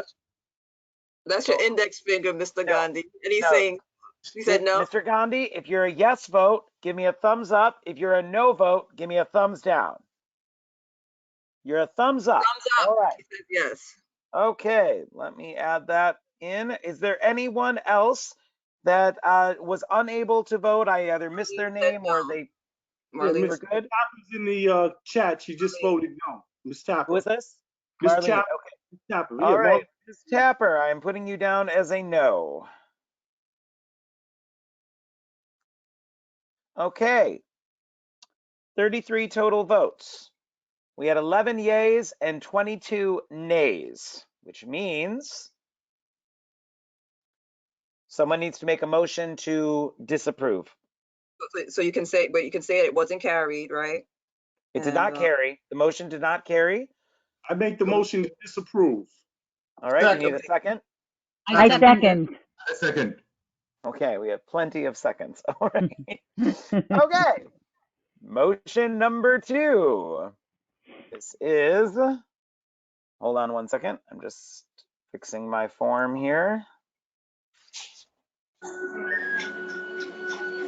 Someone please put calm. You have to put yourself on mute. Okay, Ready? Land Use Committee, ULURP number. Okay, if you are not talking, please mute yourself. Thank you. ULURP number C210189ZMQ-CEQ. Mr. Plaza, please mute yourself. Thank you. Picking up with the dash CEQR21DCP176Q. This is for 9907 Astoria Boulevard, Block 1379, lots 14 and 23 in East Elmhurst, Queens. The motion is to disapprove. So, just so everyone is clear, a yes vote is to disapprove the motion, okay? And a no vote is to approve.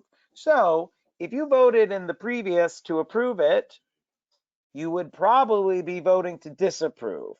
I mean, sorry, you'd be voting, if you voted yes in the previous, you will probably be voting no in this motion. Does everyone understand? You're great, Kevin. You're the greatest. I try. Okay, and if you voted no in the last motion, you're probably voting yes in this motion. All right, here we go. Kamblata. That's disapprove.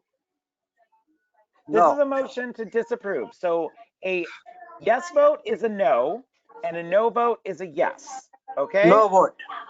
No vote. Thank you. Ann Brown. Yes. Elba Buendia. No. Mark Burmester.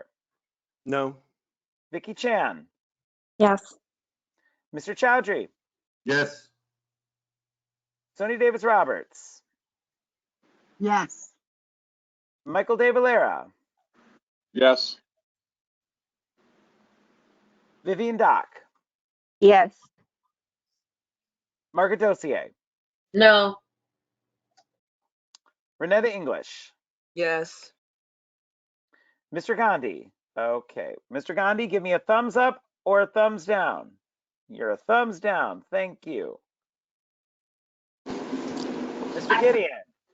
Yes. Pastor Peter Haran. Yes. Lorinda Hooks.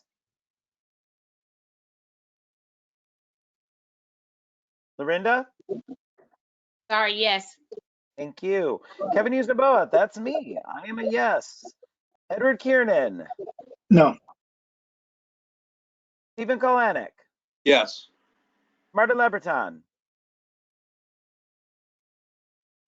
Marta? Yes. Thank you. Lisa Masula. Yes. Thank you. Richard Mullings. Oh, he's not here. Sorry, never mind. Nuala Doherty. No. Dorothy Phelan. Yes. Megan Rockwell. Yes. Jairo Rodriguez.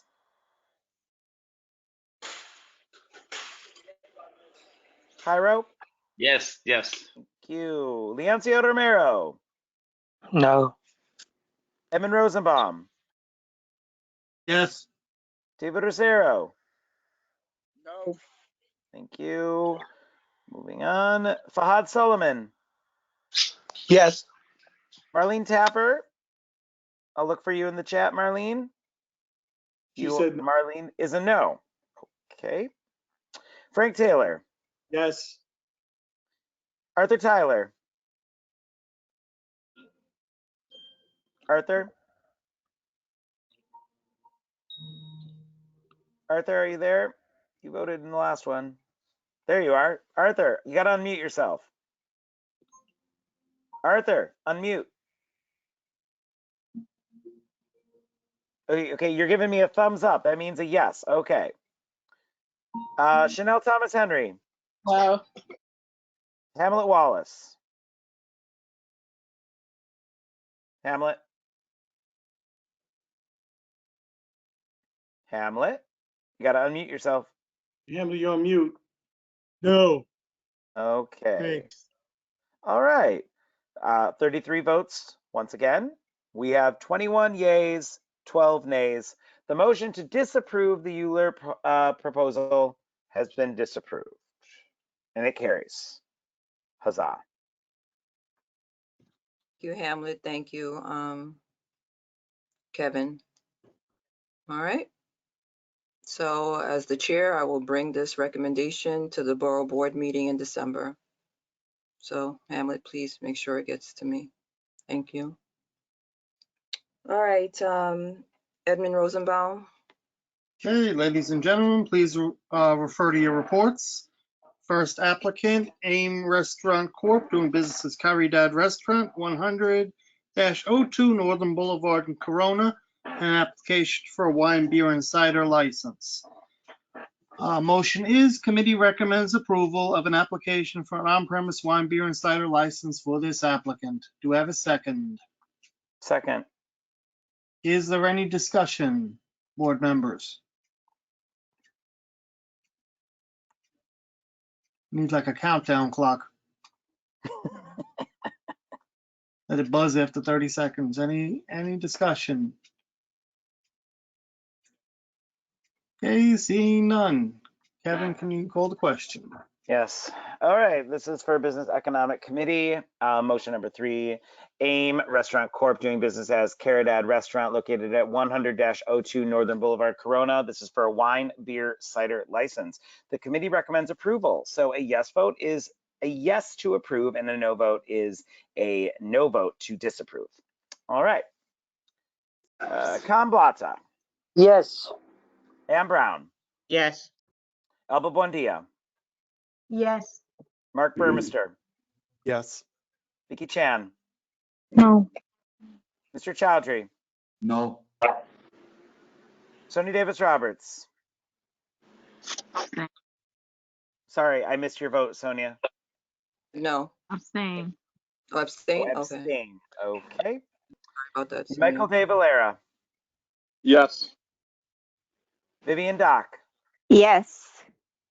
Margaret Dossier. Yes. Renetta English.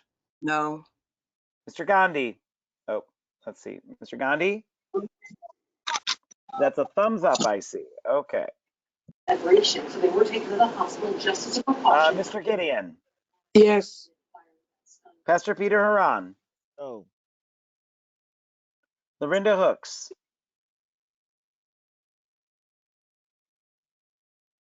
Lorinda?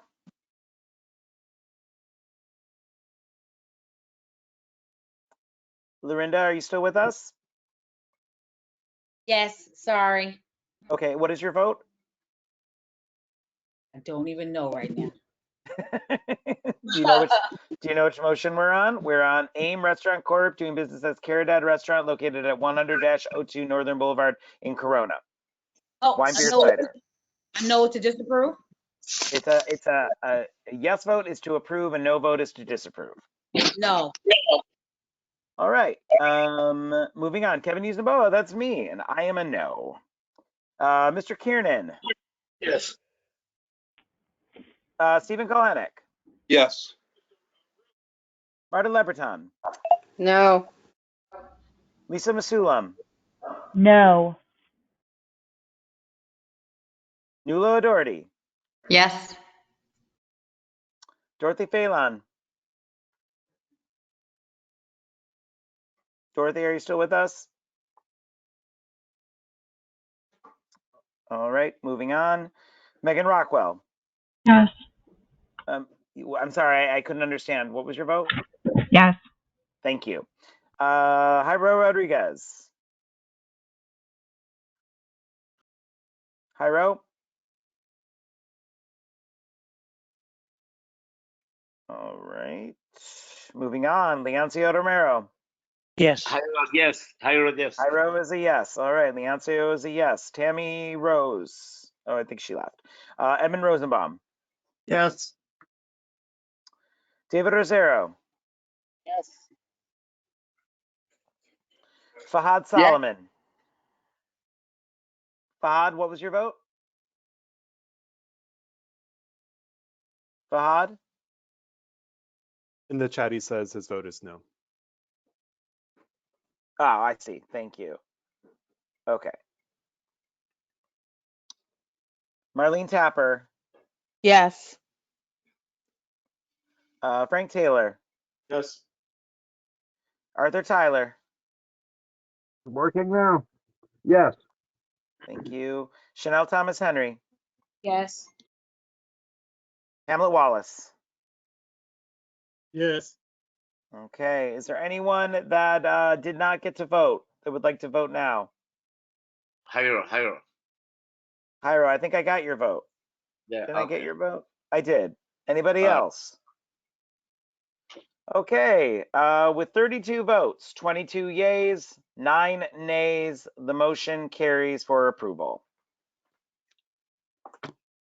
Okay, second and last application, Pitchy's Bar Restaurant Corp., doing business as Calypso Bar Restaurant, 80-15 Northern Boulevard in Jackson Heights.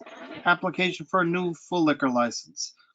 Motion is, committee recommends approval of an application for an on-premises full liquor license for this applicant, provided a stipulation has been signed. It has, stating that the hours of operation will be 12 p.m. to 2 a.m. on a daily basis.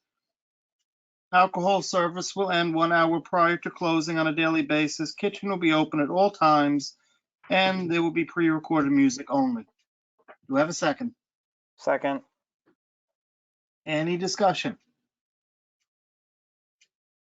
Yeah, I'm sorry, what is the address of this place? 80-15 Northern Boulevard.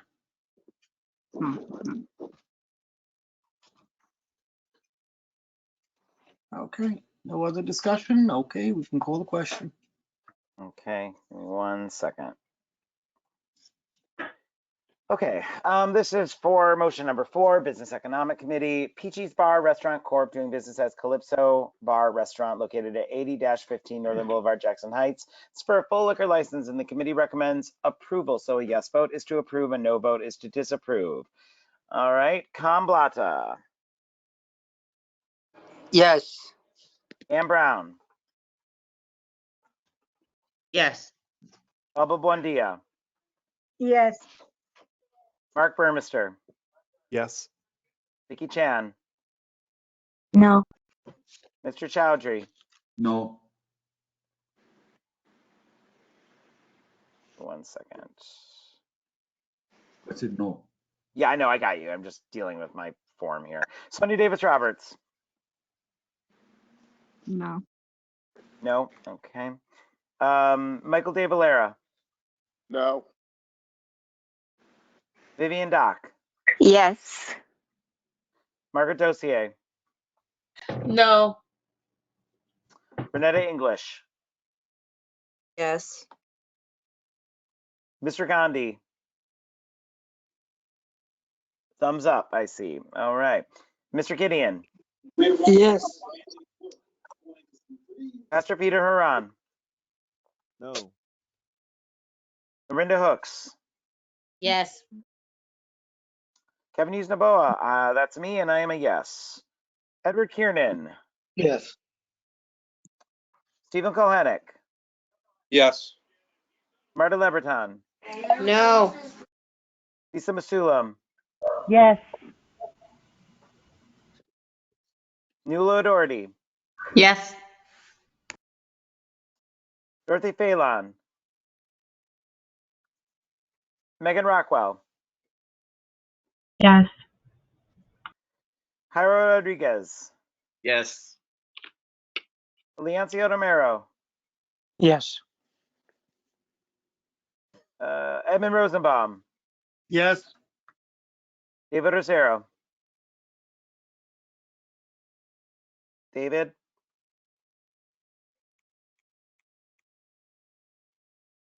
Going once. Going twice. David, last chance. All right, moving on. Fahad Solomon. No. Marlene Tapper. Yes. Frank Taylor. Yes. Arthur Tyler. Yes. Chanel Thomas Henry. Yes. Hamlet Wallace. Yes. Is there anyone that did not get to vote? Either I did not call their name or they missed their vote. Speak now, forever hold your peace. Is there anything in the chat that I should know? Oh, Fahad. Oh, you voted no in the chat. I think I got you though. Yeah, I got you. Anything else? Okay, with 30 votes, 22 yeas, 8 nays. The motion carries and is approved. Thank you so much, Edmund, and to Kevin. And again, thank you so much for opening up the meeting. As you know, a lot of us are back to work again, so sometimes traveling can be a challenge. So thank you for opening up the meeting. So I'd like to thank everyone. So I just want to read some from the view from the chair. It's in your packet. As you know, November is a special month. We recognize the service of our veterans and how they put their lives on for the protection of our country. It's also the month we reflect on all the things that we're thankful for. This includes the opportunity to visit our family and friends again for Thanksgiving. As you know, in 2020, many of us did not have this opportunity because we were in the height of COVID. But even now, we're still in the midst of COVID, so it's important to be vaccinated, especially meeting with those that do not live in your same household. I'm thankful for your consistent support, attending board meetings, attending committee meetings, attending our various community events that we're able to attend now in a safe manner. So I'm wishing all of you a happy and healthy Thanksgiving. I'd like to let you know that our nominating committee we have a nominating committee chair, Vivian Dock, who's been appointed as our chairperson, and there have been members appointed from East Elmhurst, Jackson Heights, and North Corona. So I just want to review the roles that are up. Chairperson, it's been a pleasure to serve for 3 years, but it's time for a new chairperson. And that's the one thing I like about Community Board 3. We make sure that we do turn over our officers so others have the opportunity. First vice chair, second vice chairperson, treasurer, secretary, and our 4 members at large. The community events that we attended, I'd like to thank those that participated in the Flushing Meadow Soapbox Derby by attending. As you know, we have 3 cars in the Derby, and that's how we were able to support it. I'd like to also thank Mr. G for attending Trunk or Treat for the 115 precinct, and we donated candy to the event. A little later, through our committee reports, you'll hear about our 2021 virtual community gift giving project that we're going to do again this year, and I'd like to thank those that will participate. So again, Veterans Day was this month, Election Day. It's coming. Happy Thanksgiving again. Transgender Day of Remembrance, National STEAM Day, Diwali, and National American Heritage Month. So again, all thank you. Please have a very safe Thanksgiving. And I would like to turn it over to Ms. Reed for her district manager's report. Ms. Reed? Good evening, everyone. My report is very brief. I just want to thank everyone for their participation in the capital and expense budget process. We are now going on to the second phase, preparing our statement that will go to city planning very shortly. It is a great responsibility for the members of our board in representing the interests and concerns of the district. So again, I thank you for your participation. On a sad note, I'd like to just mention that we recently lost Mr. Paul Lawrence, who is the husband of our former chairperson, Grace Lawrence. For those of you who may remember, she was a very active member of the board and also in the community. Services for Mr. Lawrence will be this Saturday. If anyone needs any information or further details, please feel free to call the office. Also, just want to acknowledge and extend my condolences to the Kohanek family in a recent loss of Mr. Kohanek's brother. Please accept my condolences as well from the chair and members of the board. We are continually active in the community, resolving complaints, advocating on behalf of our residents. We recently were in communication with Senator Chuck Schumer in regard to the Q66 bus. We're still trying to see what we can do to restore those bus stops that have been removed. So I will keep you posted on this issue. With that, again, I wish everyone a happy Thanksgiving and holidays that are coming up. Have a wonderful evening and keep working hard. Community Board 3 is the best in the city of New York. Thank you. All right. Thank you, Ms. Reed. And again, I'd like to thank Steve for his dedication for being here tonight, because I know I didn't mention it, but Ms. Reed did. So Steve, my sympathies to you and your family, okay? Stephen? Thank you so much, Bernetta. I appreciate it. All right. So I call for the adoption of our October 21st, 2021 minutes.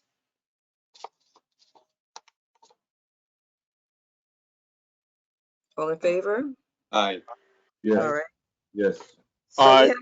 we have 3 committee reports, but I think Ann may have dropped off. So let's just do Education Youth Services. Lisa? Yeah, give me 1 second.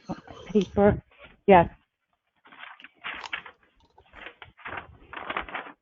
You know what? Let me. Okay, you can also read it online, but this way I'll tell you a little bit about it. Well, we had a meeting on October 26th, and we had a group that was here actually at the last meeting, our last full board meeting, that was the Teens and Queens, the STIQ, Support Teen and Queens it stands for. And there's also a flyer that is loaded in your packet. You could read about it, but they help youth, comprehensive sexual reproductive health programming for the youth, their families, and any professionals within our community district. So there's a lot about the program. It's a really good program. It's a free program if you were wondering if it costs anything. There's a lot of training. They do a lot of work in schools. So I really recommend that you go into the packet and read the different things that they do. I'm going to do the community gift project last. So we also, as Renetta mentioned, about the Fleshy Meadow Soapbox Derby, if you're interested in getting involved, and I know that they were thinking about maybe they would need some mentors. If you're interested, or you know students that are interested in actually joining the Soapbox Derby, please let us know, because they'll be accepting new students in February. And you can find out about that. So we'll do at the next meeting, because we ran short, we will talk about school updates. We have some future project ideas. A few people mentioned donating items to the homeless living on the streets throughout the district. And all that will be discussed at the next meeting. The most important thing that we do, as you know, every year, we do a community gift project. We usually do it in person, where we ask you to bring gifts and we wrap them up and distribute them. But it's a little different now with COVID. So we're asking you to, we have different addresses in Jackson Heights, East Elmhurst, I'm not sure, Corona? No, we didn't get any. We didn't get Corona. But anyway, it's a home for men and women with mental disabilities, and they're living in a group home, and this is their life.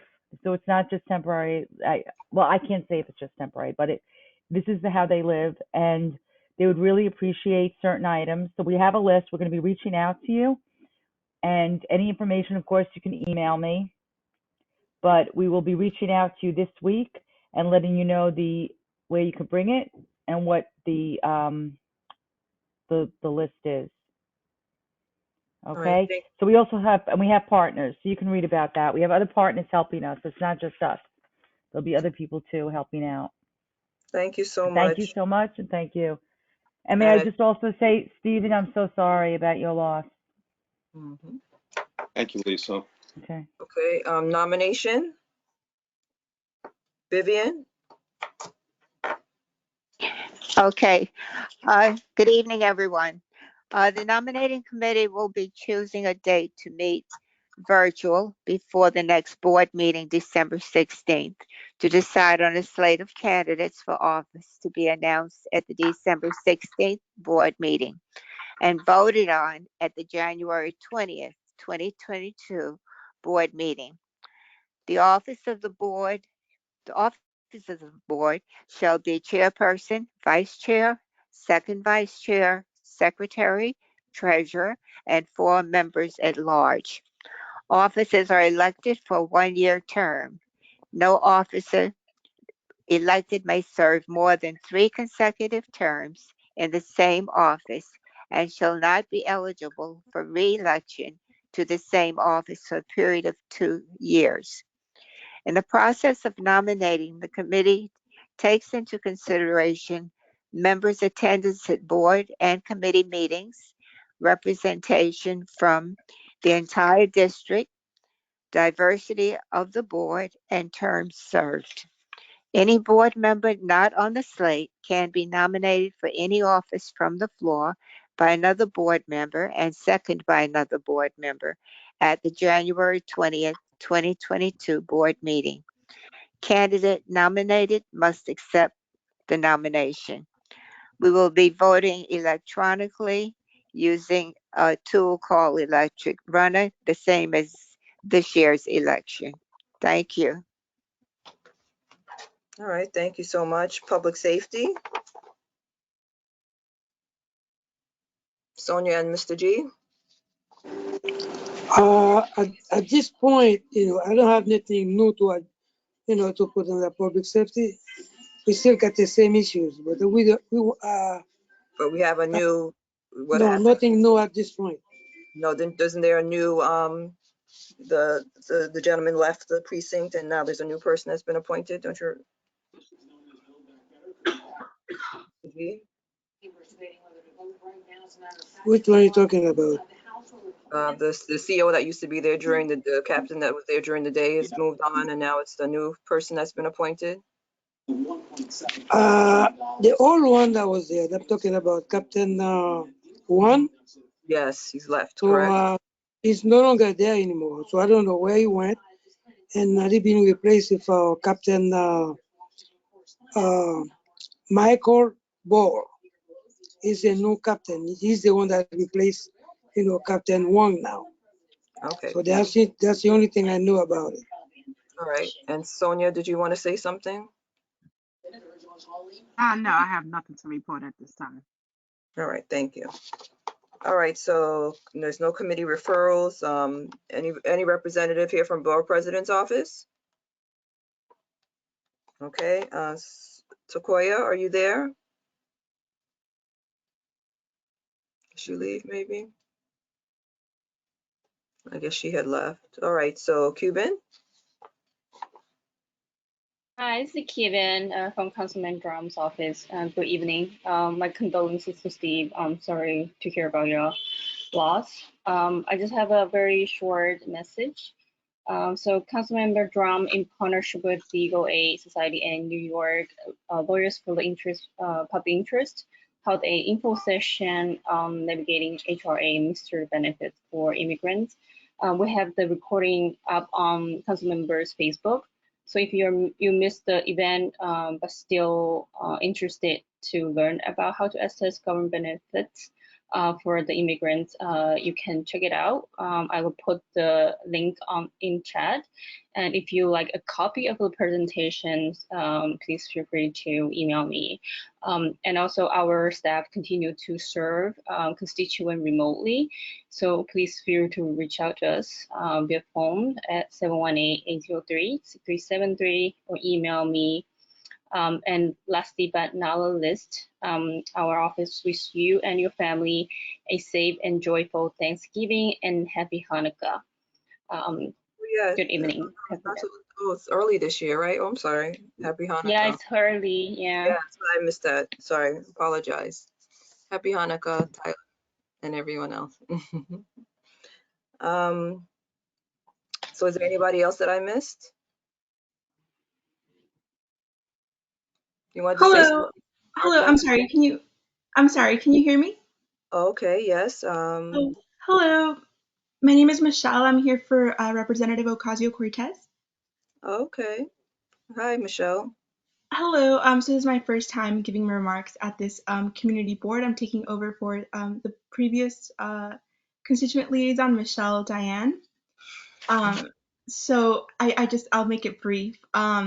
So we just wrapped up our virtual November town hall. The Congresswoman spoke about COP26, her vote on the infrastructure bill, and the vote to pass a Build Back Better Act that delivers on the environmental and social investments our district needs. I will include the link to our YouTube channel where you can watch the recording in the chat. And the current deadline to apply for FEMA disaster relief is December 6th. If you filed a claim with FEMA and were denied, you may appeal. Disaster legal services are now available. I'll include that information in the chat as well. If you are a constituent who submitted an application or appeal and have not received a timely response from FEMA, our office can inquire about the status of your application/appeal on your behalf. I will include our casework request form and phone number in the chat. And finally, we are still accepting intern applications, and I'll put the information for that in the chat, so please feel free to share with your circles. All interns are compensated at a rate of $15 per hour. Spanish language skills are preferred. Thank you. Thank you. Yes. So again, everyone, thank you. Be careful out there for Thanksgiving. And it's not only Thanksgiving, as mentioned, Hanukkah starts on the 28th, a lot early, but I'll mention it again in December because it'll be at our December meeting. So everyone, please take care. If you have any questions or concerns, you can reach out to the office. You can reach out to me. I call for a motion to end our meeting at record timing, 10:29 p.m. Loretta, 1 second before we end, if I can, please. What's up, Frank? Oh, thank you. What's up there? Mhm. I'd just like to add to the young lady who was just speaking out of Representative Cortez's office, Michelle, Okay. that we were appalled as to what happened there, and we Definitely, that was horrible. Yeah, go ahead, Frank. That's true. stand with the Congresswoman for her safety. That should have never been done, and we believe it's irreprehensible. Absolutely. So please convey that to her, Michelle, and that community, I think I can speak for us. We stand with her in solidarity. No one needs to put anyone's life in danger, and that was horrible. Correct, Frank. Thank you for the reminder.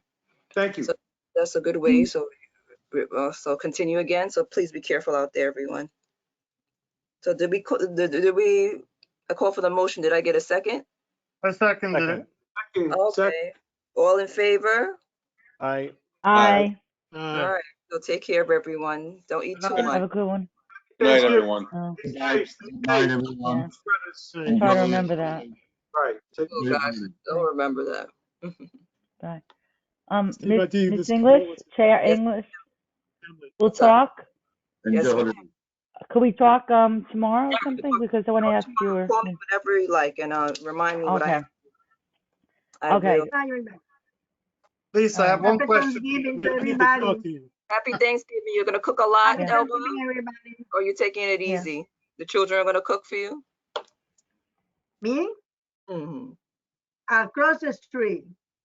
Oh, so your children are gonna cook. Okay, good. Yep. Lisa, And then they do Christmas before I over run there, away. and I do New Year's. Oh, you do Very New Year. good. Everybody has a. Okay, good. What's up? Are Bye, you cooking everybody. Chowdhury? Is that what you're trying to tell us? You're inviting us over? Yeah, in my next Eid festival, I'll invite you. Eid festival, I'll invite you. Penny, Definitely. what about you? Who? Penny, who's cooking? Edmund, you cook? I'm thinking about cooking something. Oh, you know. Well, you better go hurry up because the turkeys are all gone. I don't need I know. Big 20-pound turkey. I You don't did a need 20-pound turkey? Oh, Yeah. Lord. Yeah, That's we have small. like 10, maybe 12 people coming over. I don't know. Wow. Excuse you. I don't do I all got of my that. booster shot. I got my booster shot yesterday. Well, I I'm got all- mine. Oh, you're going. I'm triple I got my vaxxed. flu shot. I got my flu shot. Got that too, and I didn't I get don't And I that. know I'm gonna wait. I'm gonna wait for my. Then in a couple of weeks I'll wait. I don't get flu shots, so. Neither. I got mine yesterday, and my I husband don't know. also. I don't You get. get the special one, Elba, because I know you told me there's a special one as you graduate in this life. Yes, I did. Yes, I I never have knew a- they have a one for over 65. I have an education question for Lisa. What's that? Gotta go. I didn't know there was a change of leadership at IS 230. Yes. As a matter of fact, I'm gonna go in tomorrow. I'm gonna try to see him, but as a not from the community board, just to go in. So the principal fired, I guess. Yeah, he retired. Oh, nice. And it's really, we're being recorded. So, No. but anyway, I'll just say it's a fact. I don't know when the Unfortunately, recording stopped, but Kevin, I hope it did. Hope it recorded the meeting tonight. No, it doesn't, it's Meeting was okay. recorded. No, I'm just saying it was just a very upsetting to a lot of people that the assistant principal was overlooked and they got somebody from the outside, Oh, but that's that happened. happens very often, and in administration, sometimes someone from the outside is more qualified. Could Yeah. be, sure. Yeah. They worked at Well, Google, so I guess it makes, yeah. mhm. Okay, no. Okay, Oh, I'll try to see if I can meet them want to let tomorrow. everybody know, I will be sending out possibly in December for us to meet up, and who can come, who can't. Yeah, I have to that'd be talk to you cool. about that again too. I got Yeah. another idea. Okay. What was wrong with the Friday after the meeting? Because it's after, no? That's not good? No, Was it because the Friday, the Friday, I didn't think Friday would be good because some folks are too many religious. people? Yeah, and then And Oh, it's some a folks religious day? work at 5 a.m. Saturday. if it's Saturday, Oh, you it's a know. religious day? It's a religious holiday, Friday? No, so if some folks are to go to Gotta synagogue. stay away from Friday, Oh, Saturday, no. I thought you meant it was like a holiday. Okay. No. Mm-mm. Thank you, Friday, Pop. Saturdays, and Sundays. My Mhm. show is still going. We got Yes. extended. Oh, I March. thought you were finished. Oh, congratulations. Good No, for you. Kevin, I was I get- thinking about that today. You had said that, I know you sent the link, but is it also, you said on TDF? What do you suggest getting it on, a link or TDF? No, check out TDF, check out TKTS, check out, I can pretty much tell you, I think the tickets on the link I sent are about $50. I don't know how much they are on TDF, or, I mean, I'm sure the tickets are available everywhere. Telecharge, I know with the discount code that's on my Facebook profile is like, they Okay. come around $50. Okay, and Yeah. also should I phenomenal tell you? Should I tell you when I'm gonna go, but to make sure you, because it would be bad if you was the No, night you took off and then I.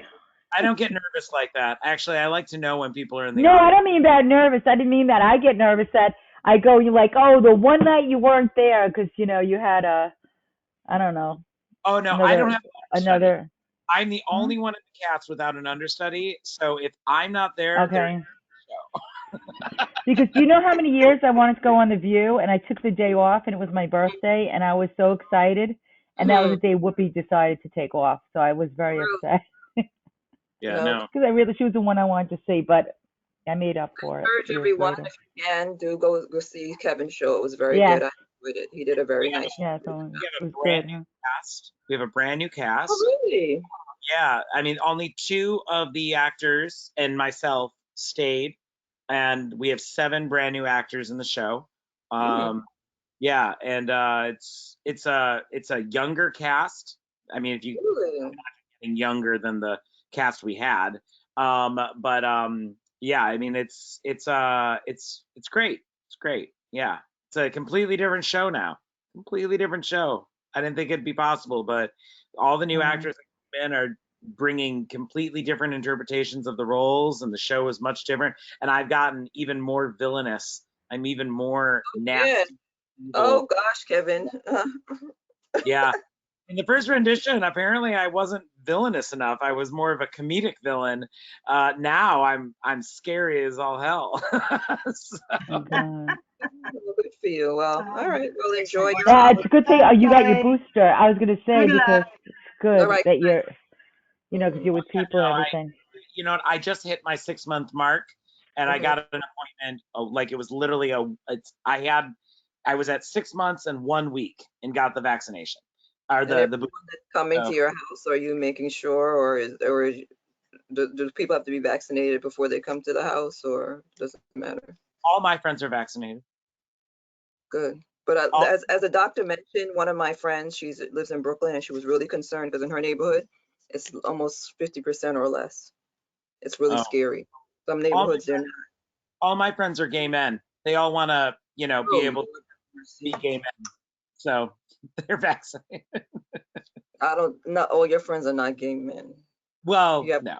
But all the friends that are coming to Thanksgiving. Hold You on, have, hold you on. have a variety of I friends. have a question. Are the Truvada for prep crowd, you know? Mhm. I have a question as I'm watching Chip and Dale No. over here. What, Does Edmund? your Thanksgiving have a theme? No, just bring That's wine. Okay, that's fine. That's fine. I got a letter Yeah. read back too. I start drinking wine early in the day while I start cooking. But that's all I'm gonna be bringing is wine. I'm not overexerting myself. Sorry. My wine's already Yeah. over. I think I'm making sweet potatoes as usual, and I'll be the only one who eats them. Oh my Oh my God, I love sweet stuff. I do a sweet potato. I do a sweet potato mash brulee. That's what I do. You're very fancy, huh? I don't put the marshmallows on top. Instead, what I do is I sprinkle brown sugar and I put it right under the broiler for about maybe 4 minutes or so, and I let it get real crispy, and then take it out and serve it. And it's like a creme brulee, but it's a sweet potato mash I brulee. like that Wow. idea better than marshmallows. I always thought marshmallows ruined the whole thing. Ugh, gross. Marshmallows, yuck. I agree with you. Well, I'm not gonna. I totally disagree. That's a no. Thumbs down. I love marshmallows. You know what? The best is Boston Market makes the best. By the way, What do it's they put in outside of though? So the I work think that's for you. brown sugar. I'm from the Mm. Midwest, and I ate those mashed potatoes, those sweet potatoes with the marshmallows on it every Thanksgiving. And I moved out to New York, and I said, never again. What you cooking, Arthur? I know you have plenty of people to visit. 25 people to visit. Oh, he can't get his thing up. Yeah, There's plenty no, my son is coming up for Thanksgiving with his kids, grandchildren. Nice. and They'll be welcome. yeah, my youngest grandson is 9 years. I guess he's becoming 10 years old in December. Mm. Okay. So you So have they're the growing holidays up. and you have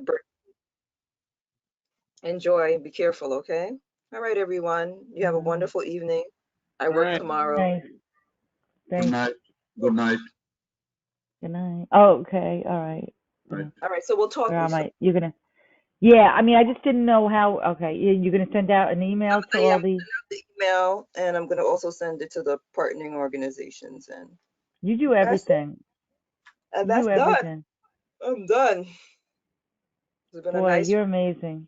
See you later. Okay. Bye. Thank you so much. I appreciate everything you do. Okay. Mhm. Bye. Have a good day. Good night. I mean, good day. Good weekend. Good Thanksgiving. Thank you. I will. All right. Okay. Mhm. All right. Okay. Bye.